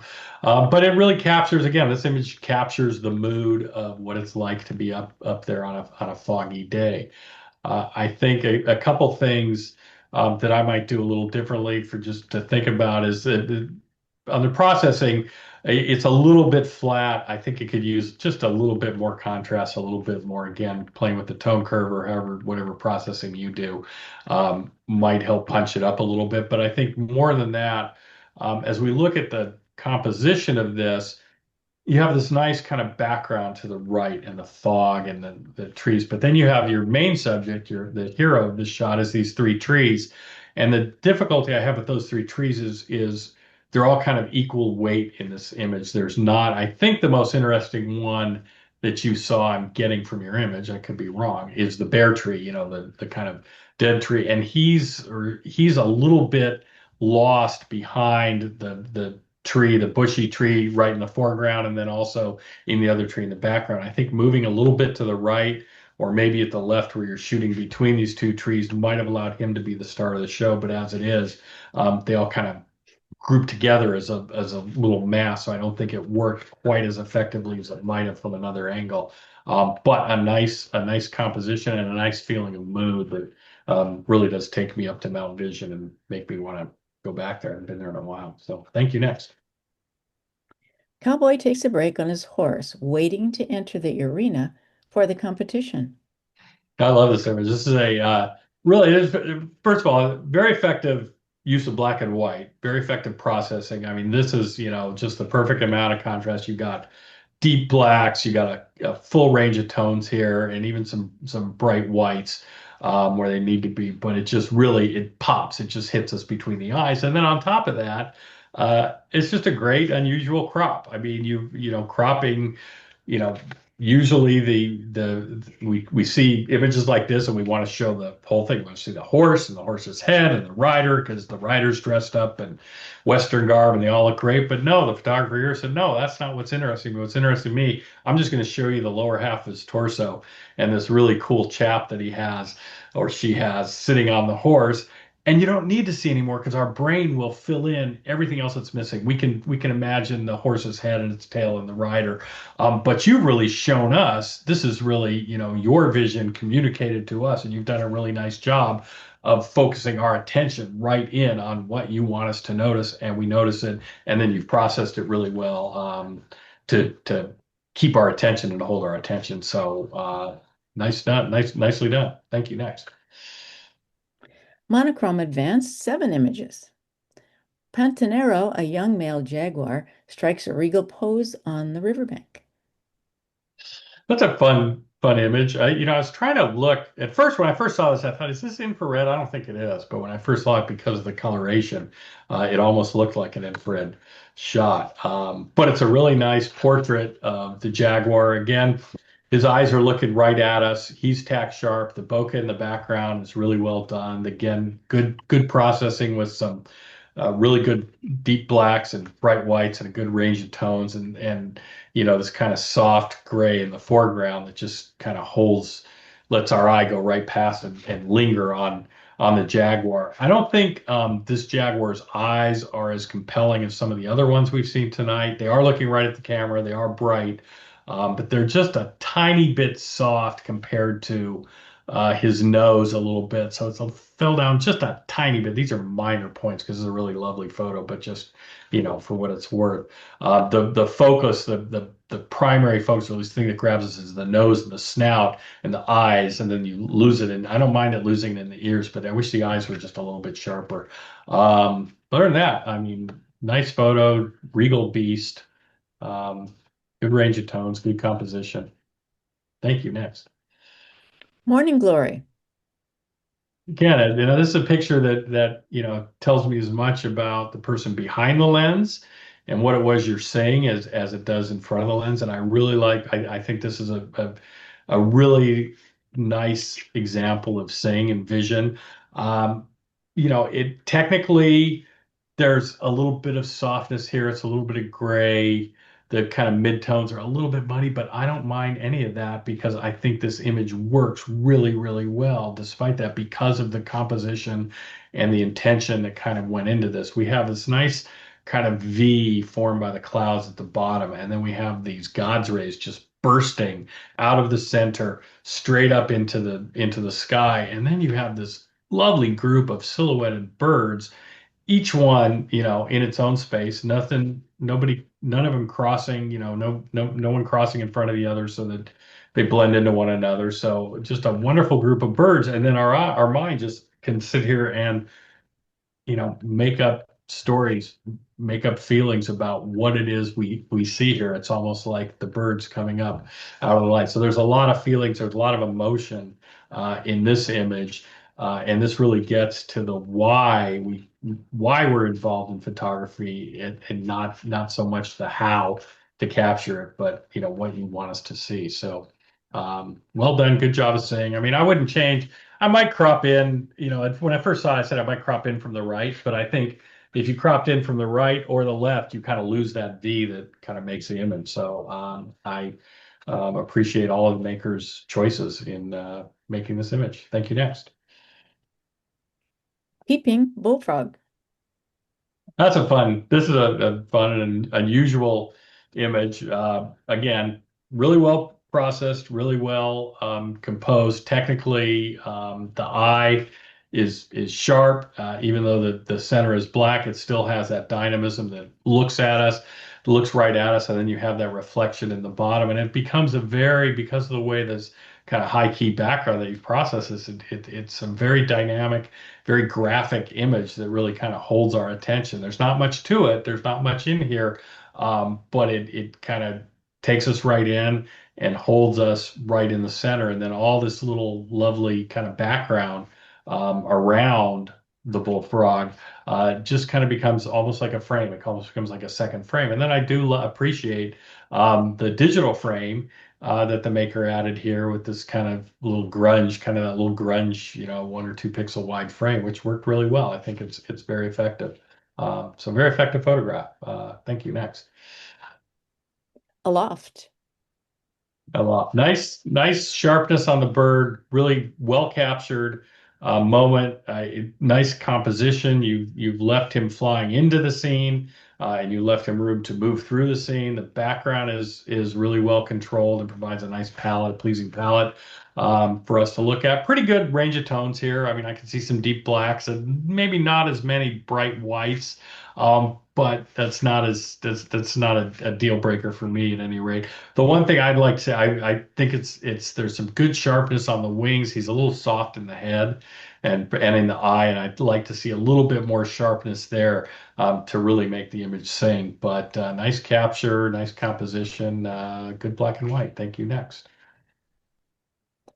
Bees do love sunflowers. Don't they? And you have shown us that very well. I mean, this is again, start with the technical, the really well done black and white, crisp bright whites, deep blacks, nice background that's out of focus and that stands to support the rest of the image. Great texture in the petals, and really sharp detail in the center of the sunflower. And then the payoff here. So right there enough would make a very lovely black and white image. But then the payoff here is you've got these two bees doing this little bee dance in the middle. And because there's two of them, because of the way that they are situated on the flower, it just adds this other, again, it tells a story. It allows us to kind of think about these bees and watch these bees doing their dance around the flower. If there's only one, or there were a lot more, I don't think it would be as effective. But I think with these two bees and in the position that you chose to capture them when you press the shutter, I think it works really effectively, and it's an image that can hold our interest for longer than you would think. So well done. Thank you. Next. Deserted World War II Vintage Storage Building 88, Mare Island, California. No, I love Mare Island, and I appreciate this image on a number of aspects. The last time I used to live out in Benicia a long time ago, and I used to sneak into these buildings to photograph. They're all covered with graffiti, but now they're renovating it, and now the maker here has captured this kind of mid-renovation of Building 88 and done it in such an effective way. On two things that I really want to point out. First of all, the control of perspective. Really well done. You know, the lines are straight. It tilts a little bit away from us, but not in a way that's offensively so. And I think if you straightened it any more, it would make the deep part of it look weird, because the deep part is perfectly straight and square. And so I think you've done a really good job of controlling your lines and controlling your perspective. And we have these two lines on the floor that lead us all the way into the back. And we see that door at the back and those windows at the back. So everything is just about leading lines. Everywhere you look, there's a leading line that takes you into the image, and you just can't take your eyes out of it. And then secondly, I think it's pretty effective processing technique. I mean, I've seen processing like this where it can be overdone and it's too crunchy and there's too much detail, and kind of gone, a little bit happy feet on the detail and clarity on the clarity and texture sliders, and maybe a little bit here, but I think it worked. There's some images that can work on, and I think this is one of those, because of the subject matter, because it's the formerly decaying building, because of the lines. This type of processing technique, particularly with the black and white, where our eye doesn't get bombarded with all these weird colors and saturation, I think it works really well here. So risky choice, but I think it worked. I think it's effective. So thank you. Next.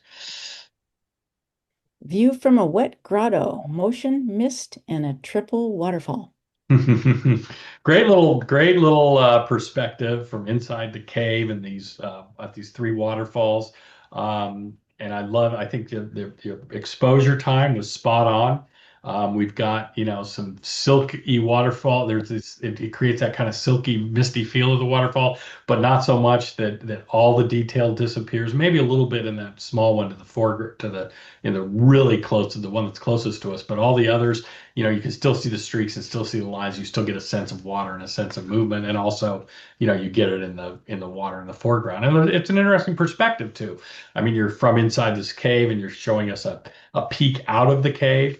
I think two things that might improve it a little bit is it looks to be tilted just a little bit down to the right. I'm not sure it's exactly straight. It could just be the way that we're looking at it. It is straight, but at least the perspective that we see makes it look a little bit not exactly level. And then the processing, it looks like you've done a fair amount of processing on the cave walls itself to bring out the texture and to show us the detail there, which is fine.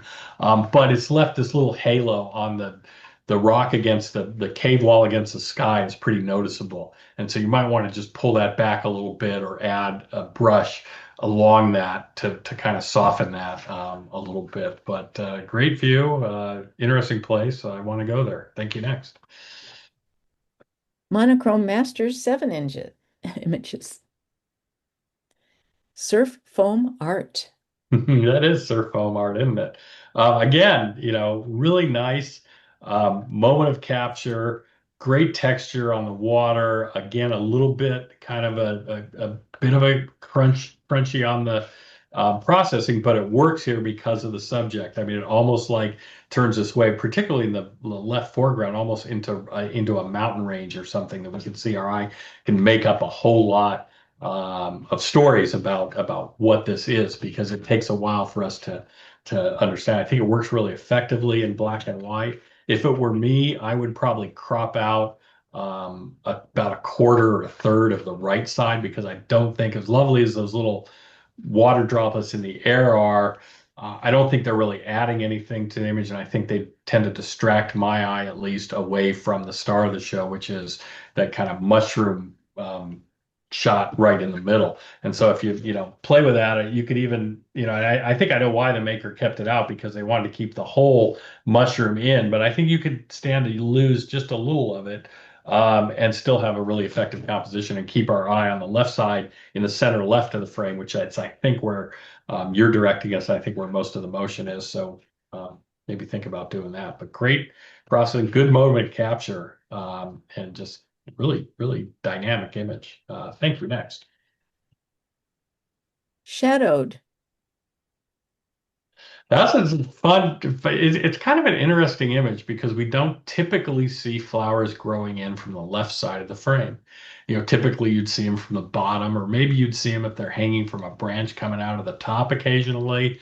But coming out of the left is a little bit of a bold choice. And it's kind of interesting. But I kind of go back and ask the maker here, um, what was causing you to make this picture photograph? Was it the flowers or was it the shadows? I'm guessing from the image and then also your title, it's the shadows. And then if that's the case, then I think the flowers coming in from the upper left become a little distracting. And I think there's two things. I think if you cropped down to just above, and just included those three flowers in the upper right and didn't tell us where they were coming from, and they're just kind of hanging there in space. That might be one thing to do, and then you kind of keep our eye down on the shadows on what you want to see. It's just something to think about. The other thing I would do is, looks like there's a sidewalk or some sort of concrete behind. I would see what you could do about cloning out. I mean, the clone tools in Lightroom and Photoshop are so good now. If you could clone out that line that across the sidewalk, that's a little bit distracting. I don't think it's necessary, and I think it's pretty easy to remove. So I would definitely look at doing something there. Thank you. Next. Window to window while real estate shopping, Petaluma, California. Okay, well, this is an interesting photograph. I think there's more here than meets the eye, and I'm trying to figure out, what it is that caused the maker while they were out real estate shopping to make this photograph and then share it with us and then turn it into black and white and do it with this kind of funky vignette. So it almost has this kind of vintage old school feeling to it, almost like it was, something made with a Holga or maybe an old camera with a light leak or something, that you're trying to tell us a story here.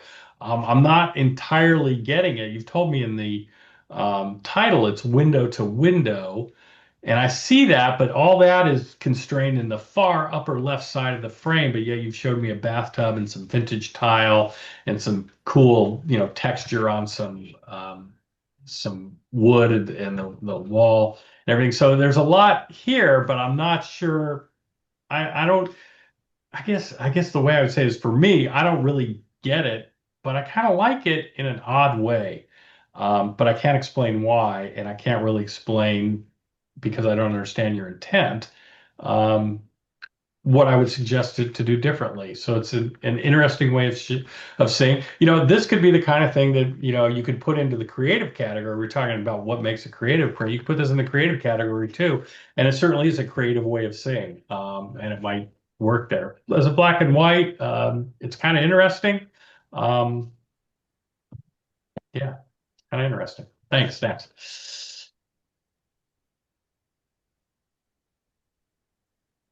Uh-oh. Three windows. Giraffe followed by two very young calves. A good classic scene, classic composition, good subject for black and white. I like how you have the giraffes moving across the scene. I think it's pretty good processing for some, relatively deep blacks and bright whites. It looks like there was some harsh light there that you had to mess with. I like the gesture on the rear calf's tail hanging in the air, or the rear giraffe's tail that's hanging in the air, and the mama calf going forward. The one thing I wish that the middle calf was not, his head was not right in front of the flank of the parent. I think that would just set him off and just make it a little bit better. It's a little bit, having that constraint there. I also think you could probably lose a fair amount of the sky at the top, and if you turned it into a panorama, kind of a 16:9 crop, it might give that kind of heighten that sense of movement from left to right through the scene that you've captured here. Thank you. Next.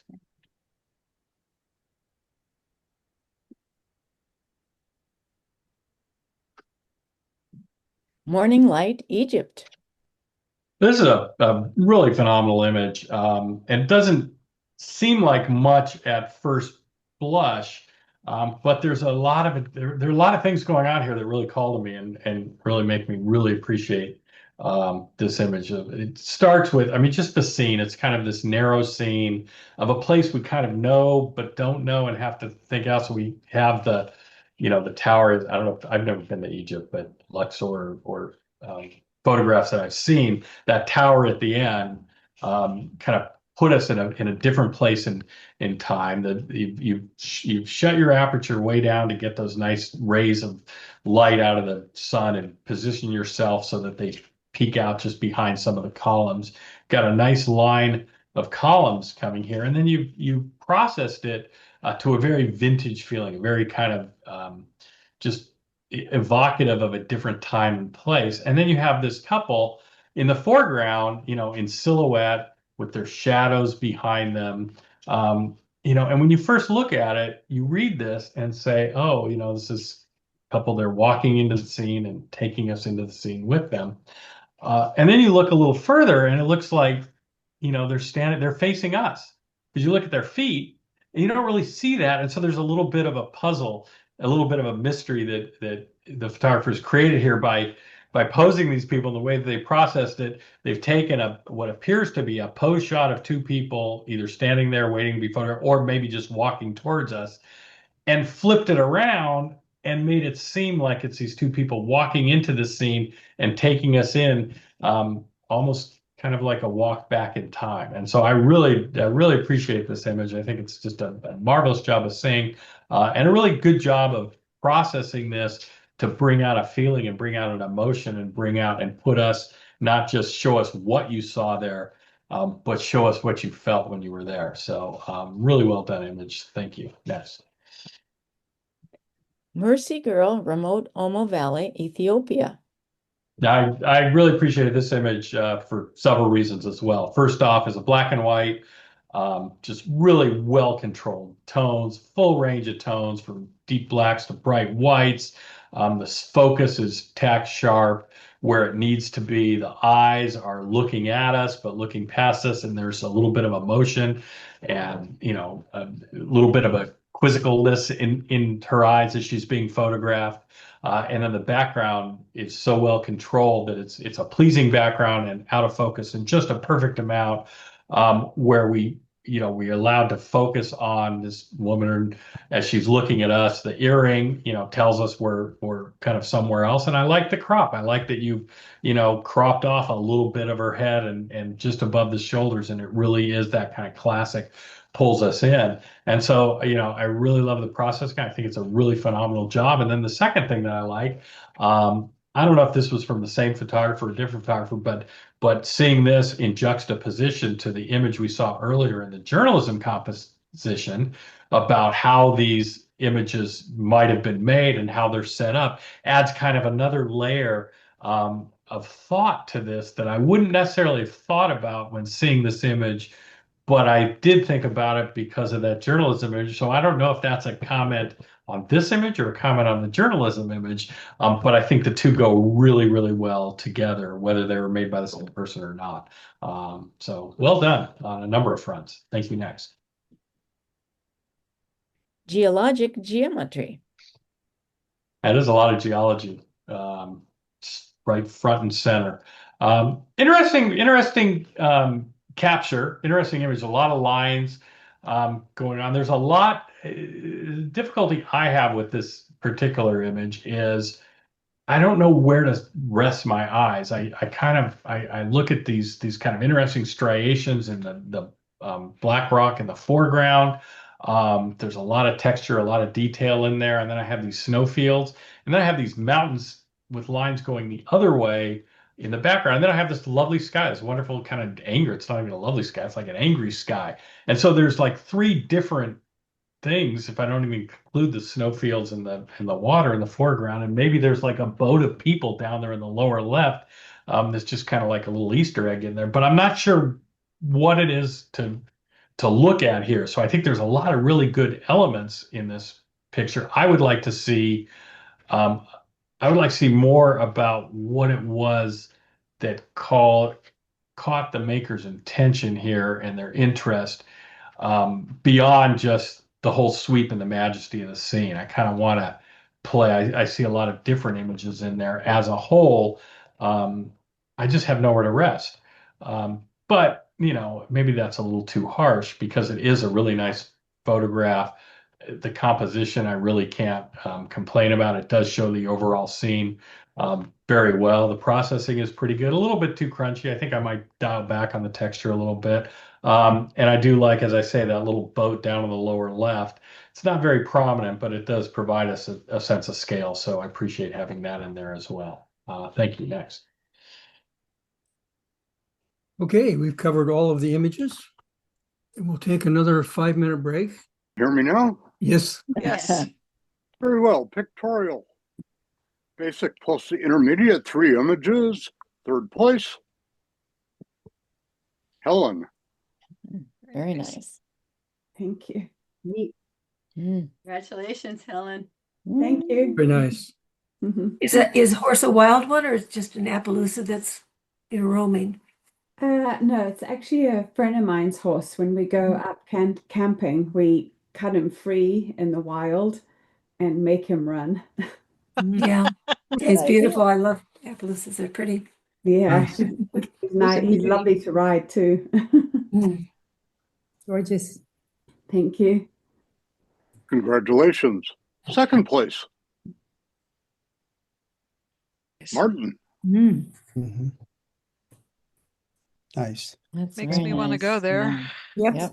Yeah. it's really beautiful. I agree about the S line. It just draws your eye right out. So that was a nice comment on the part of our judge.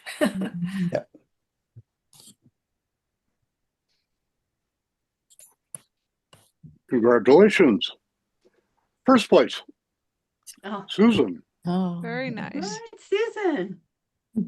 Thank Yeah. you. Yeah. Very nice. Great I light. was sitting on my porch and just the sun was setting behind him or her, and I went in and grabbed my camera because the light was pretty amazing. Yes. Yep. Perfect. Great light and hard to capture those very fast moving wings. Yeah. And So I good love job. the background is just beautifully blurred. Lovely Right. color.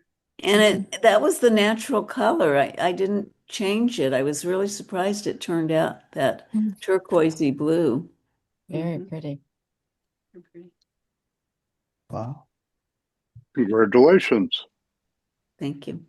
Pictorial Advance, 4 images. Honorable mention. Stephanie. So cute. That's really cool. A great expression on him. The eyes definitely bring you in. Good eyes. He just hung out there and stared at me for a while. It was kind of amazing. In the wild, Oh my. Pretty nice. Yeah. Wow. Congratulations. Third place. Stephanie. Thanks again. Cool. This was actually also taken in the wild at a lake area where these particular palm trees are nesting material, or like nesting where the blue and yellow macaws like to nest, and there were like 100 of these guys flying around. It was really cool. And they can be They're loud, full. right? Huh? Is there a hole in the tree? Yep, he's going into his Oh. little nest hole. Yep, Oh my gosh. yep. Wow. It's nice to see. It was really nice to see him in the wild. Yeah, beautifully They captured. create these nest holes for themselves, or is it? They do. I was reading that they will even kill some of these palm trees, as they're kind of peeling them apart and putting their little nest holes in the trunk, etc. Oh Wow. my. Yeah. Beautiful. Beautiful. Thanks. Wow. Yeah, color is awesome. They're beautiful birds. Congratulations. Second place. Sherry. Oh, Gorgeous. Beautiful. thank you. I Beautiful. appreciate your comment about getting up at dog 30 because I spent a week in Yellowstone and I drug my poor husband around in the dark. Oh, thank you very much. Beautiful. Gorgeous. Well deserved. Yeah. Congratulations. First place, Yeah. Ed. So cool. So Very cool. Yeah, very interesting. nice. Really, really neat. Thank you. That was a one. Those are just mesmerizing, the reflections. I've got dozens of these. It's I can't get enough of it. Ah, Thank wow. you. Were you on the water? Yes, that was taken I believe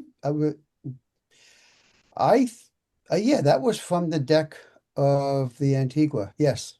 Hmm. So cool. 20th Gorgeous. of a second. Hmm. You must have steady hands. Oh, Tripod. Oh, Congratulations. So fantastic. Pictorial Masters, 3 images. Third place, Jennifer. Oh, Jen, ah, so cool. yeah. Oh, thank you very much. Yes, I appreciate the comment about the eyes, and I definitely will try to lighten them up. I just love these two. They're just Yeah. sweet together. Hmm. Where were you? Safari West. Sure. Field trip. Congratulations. Second place, Cindy. Gee. Oh, thank you. It's just kind of a fun image. Oh, where were you? I believe that was taken in Chobe, on the Chobe River in Botswana. Oh my gosh. Of course. Beautiful complexion. Well, That's I great. did enhance the water, if you can't tell. Yeah. It really makes them pop. Congratulations. First Yes. place, Ah, Herb. Yes. Oh, Lori. Hi, Lori.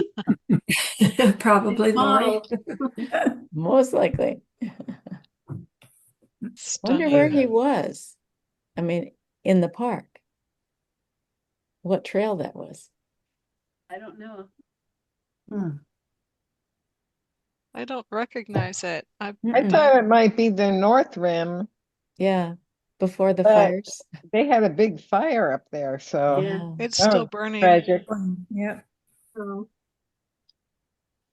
Congratulations to Herb. Mhm. Journalism Advanced, 2 images. Second place, Trisha. Mhm. Thank you. I appreciate the comment about not showing the 3-masted schooner. I could have done 2 images, one showing the schooner with the boys and then the other, this one, but Yeah, that could work. live and I'm learn. glad it's not my job. They were tied in, which was cool to see too. It was Smart. pretty safe. Congratulations. Thank First you. place, Pat. Yeah, thank you about your comments.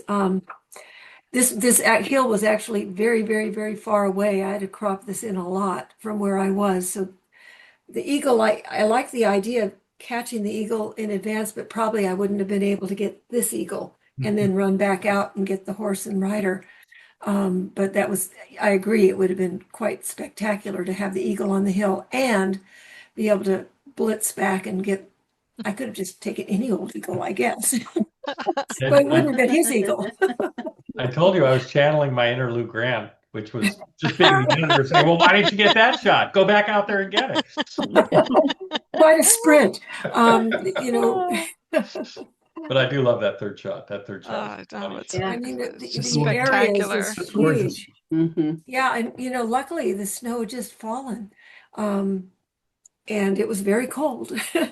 But this is a very rural Eagle Festival and really worth going to if you can get that far away. It's pretty remote, but it's just beautiful countryside.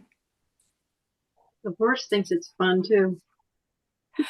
Well, the horses and riders are phenomenal. I mean, they're one. We were hiking with some guides that were riding and managing the camels, carried our weight on the trip we took. And these horses and riders, and I've ridden before, are just in sync. They know each other. They just communicate. It's just phenomenal to watch. Truly, they're really more than anything I've seen with a horse and rider in one. They're essentially one. So it was fun. Great. Congratulations. Journalism Masters, 2 images. Second place, Bill. Thank you. Nice. Yeah, this is a topic that's kind of dear to my heart. I'm really interested in these people, and I had more to say than I had room for. So I appreciate your comments on the connection between the captions, the titles, and the images. I agree. It was a lot of fun. Looks like a lot of fun. Turtlingua.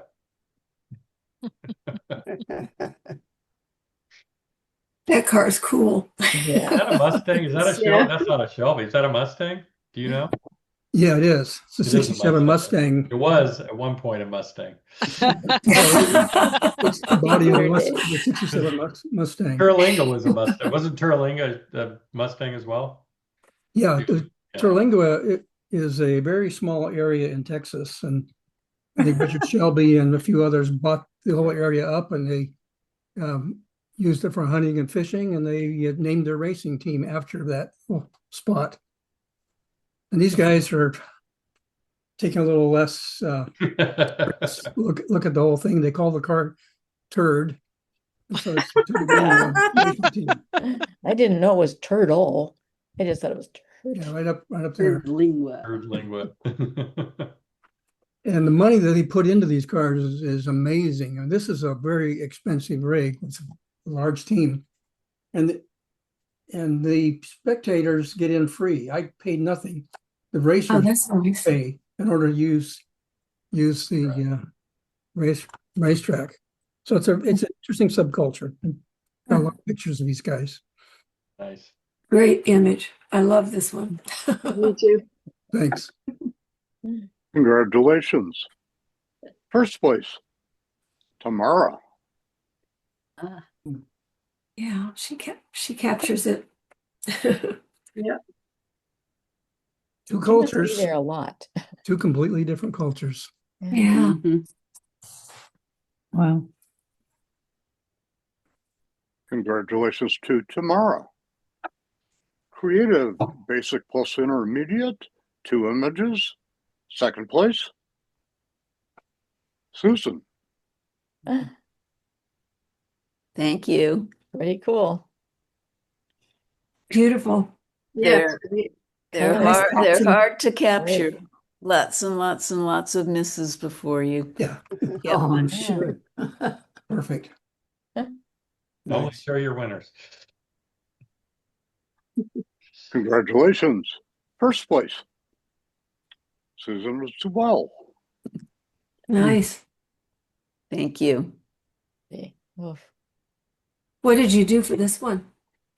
This is a light wand that cycles through all the different colors. You can set it, to the speed and the intensity of the colors.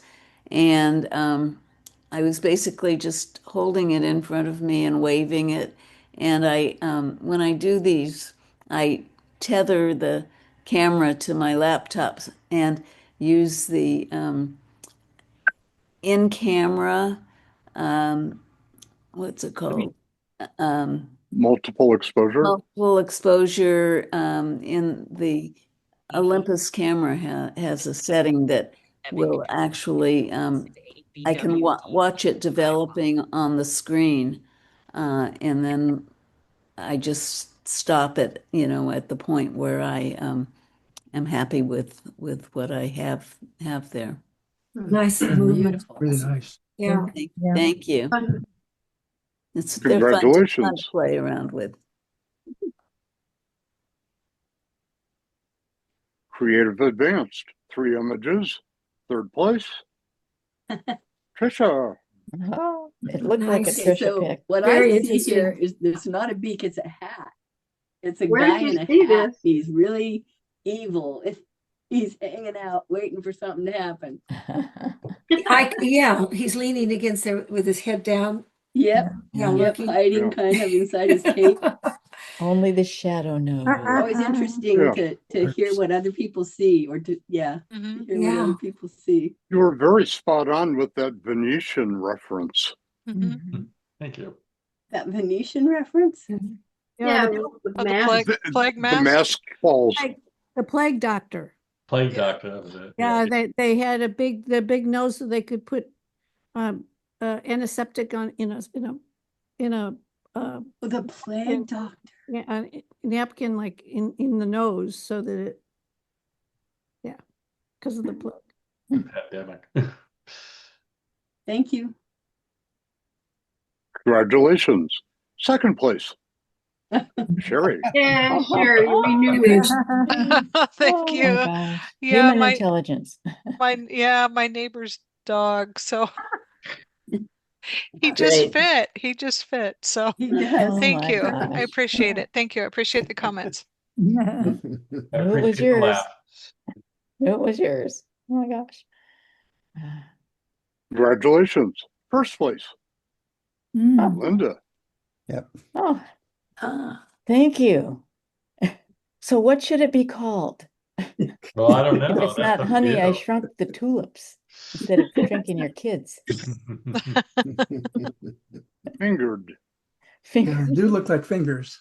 I fingered it out. Yeah. Yellow fingernails. Yeah. Congratulations. Thanks for your comments. I think whacking it off at the bottom would be really cool. Yeah. Linda, what are those fingers exactly? What are those fingers? It's Am I one, not- two. What is it? Multiple exposure or No, movement? How'd you I do it? rotated. It was out at 24 to 105, and then I just twisted it once, twice, third, 4, 5, 6, 7 times. Wow. Cool. So actually, I started in and went out. During a single exposure or multiple exposures? It was a single exposure. Oh, wow. Okay. Yeah. Wow. Yeah. Very clever. 25 seconds. It was on a tripod, yes. Yeah. Oh, yeah. I couldn't hold that. Thank you very much. Very cool. Nice. Congratulations. Creative Masters, 3 images. Third place. Nancy. Well, my intent tonight is cognitive dissonance. This is a one shot. It is a reflection. It's in a bathroom. It is another real estate walking through a bathroom, and it's one of the modern walk-in showers with the beautiful tile and the glass, big glass. And my husband was walking out of the bathroom. He's got a mask on, so he doesn't look like him. And so I thought the actual image looked a lot like going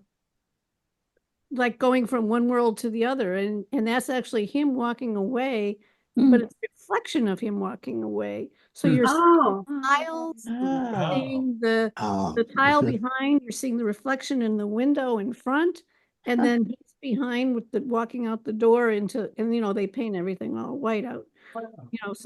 So it was there, and then I just enhanced it as I want to do. Very cool. So I like the cognitive dissonance. So it's like, I don't know what's going on here. Great shot. Really nice. Yeah. Very cool. Fun. Very nice. Congratulations. Second place, Gary. Oh, Gary. Oh.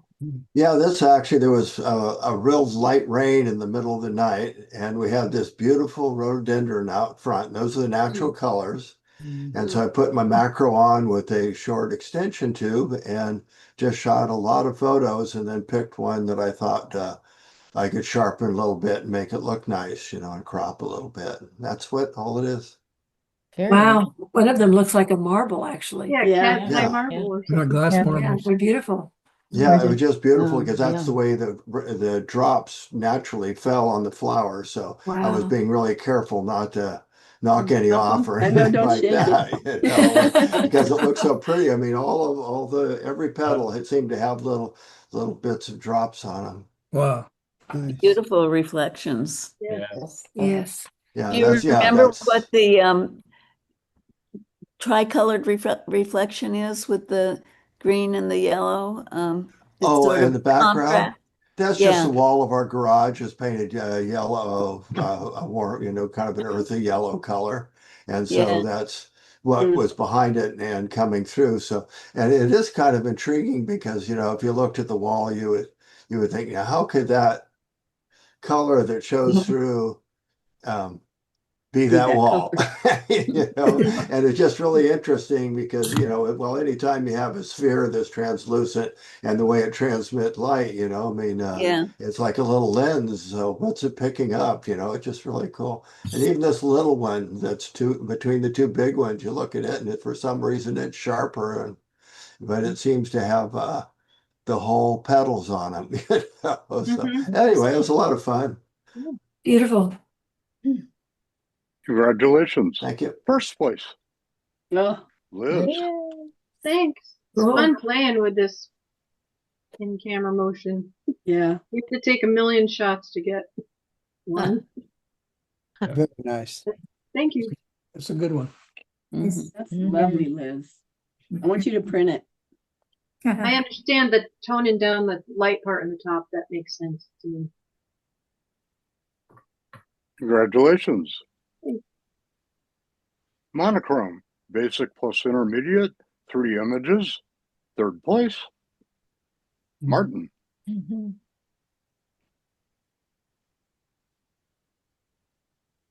Love that fog. Yeah.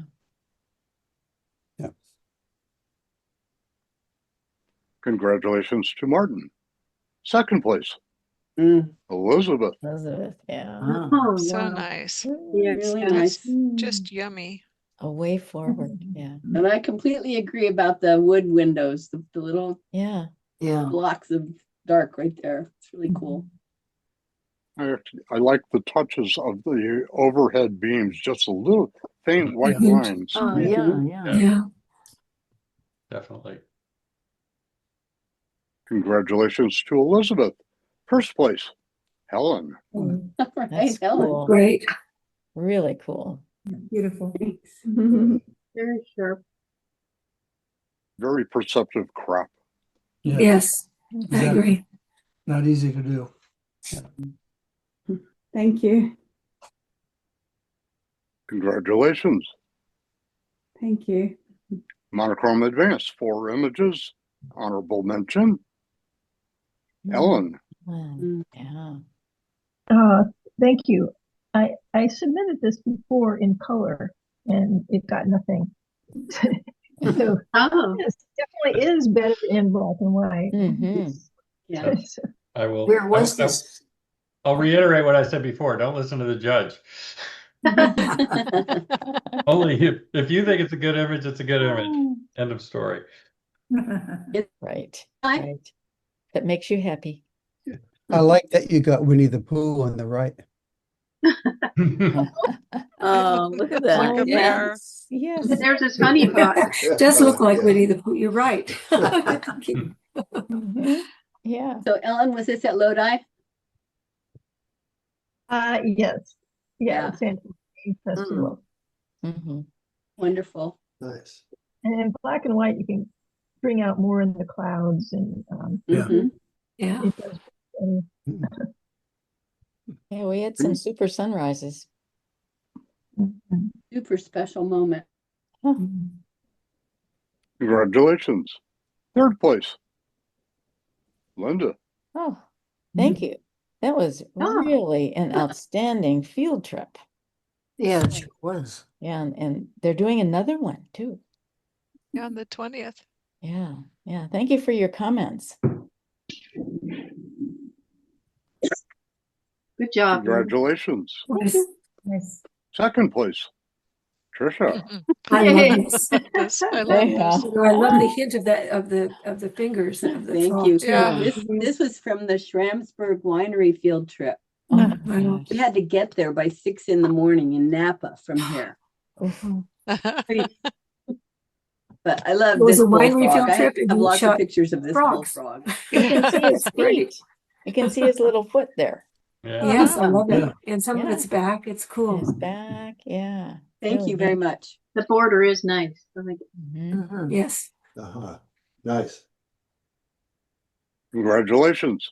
First place, Yeah. Ronnie. Funny. Oh, that's Ronnie, cool. yeah. That's a Ronnie picture. Yeah.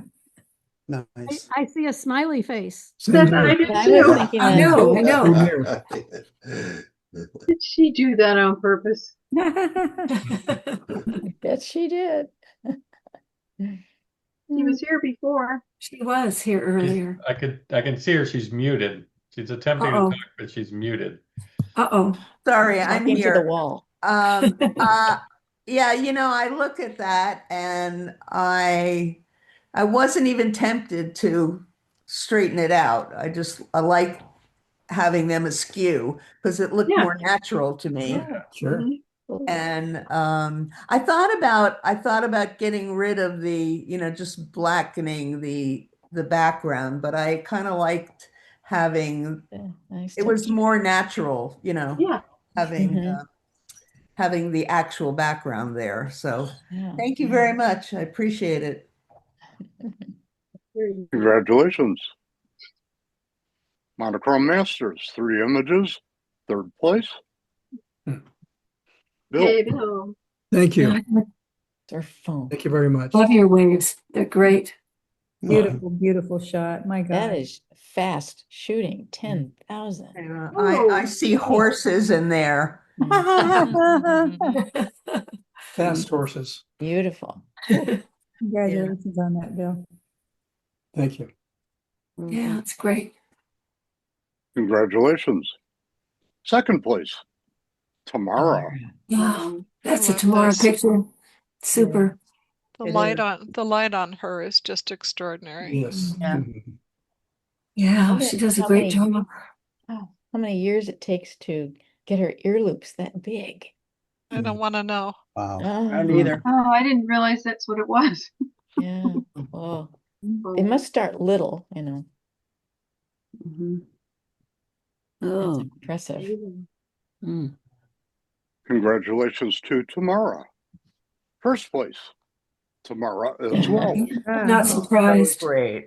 That's It's a just great that is a shot. phenomenal image. It is. Mhm. Amazing. Mhm. It's just really Gorgeous. amazing. It's Lovely. just so It timeless. reminds me of early monochrome photographers, Yes, exactly. like in the Yeah. 50s. Yeah, Mhm. Yeah. Right. it's sepia.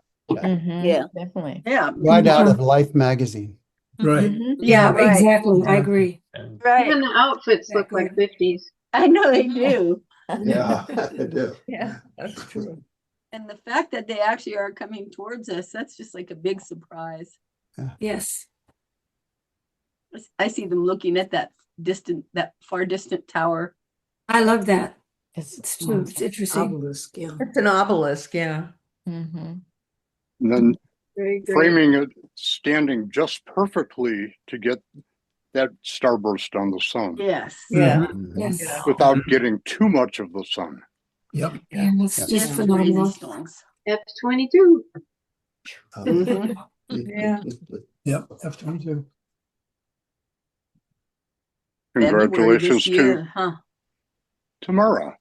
And best of show this evening goes to Tomorrow. Yeah. I'm not Yay. surprised. I think that's a good Well decision. deserved. It's Well just done. gorgeous. Well Good judging. It's deserved. gorgeous. That's beautiful. Good choice.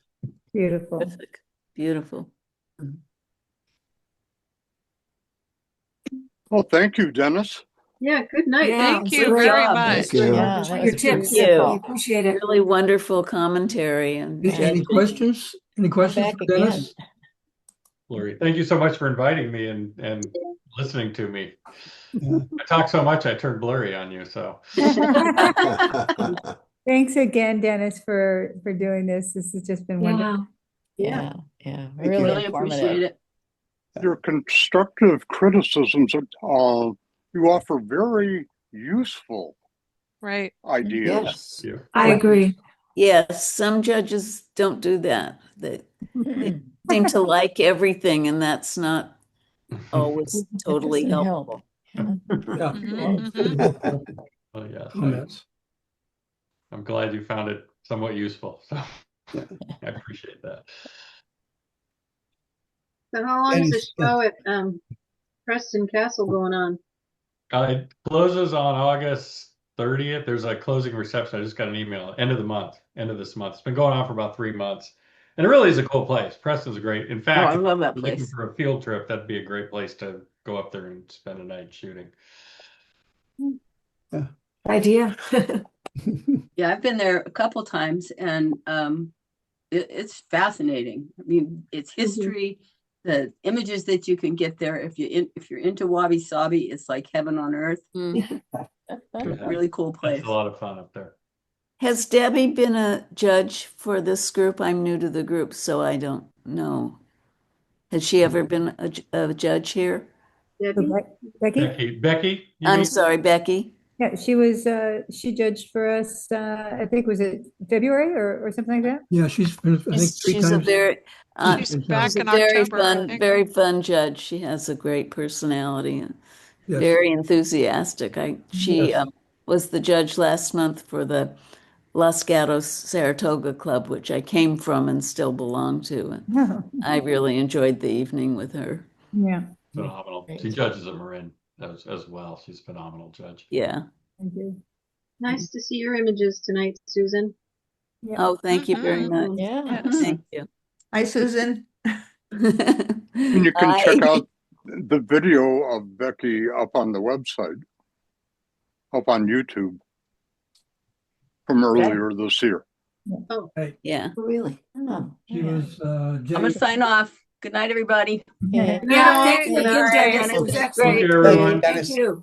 Thank you. Appreciate it. good night. Thanks Bye. again. Good night.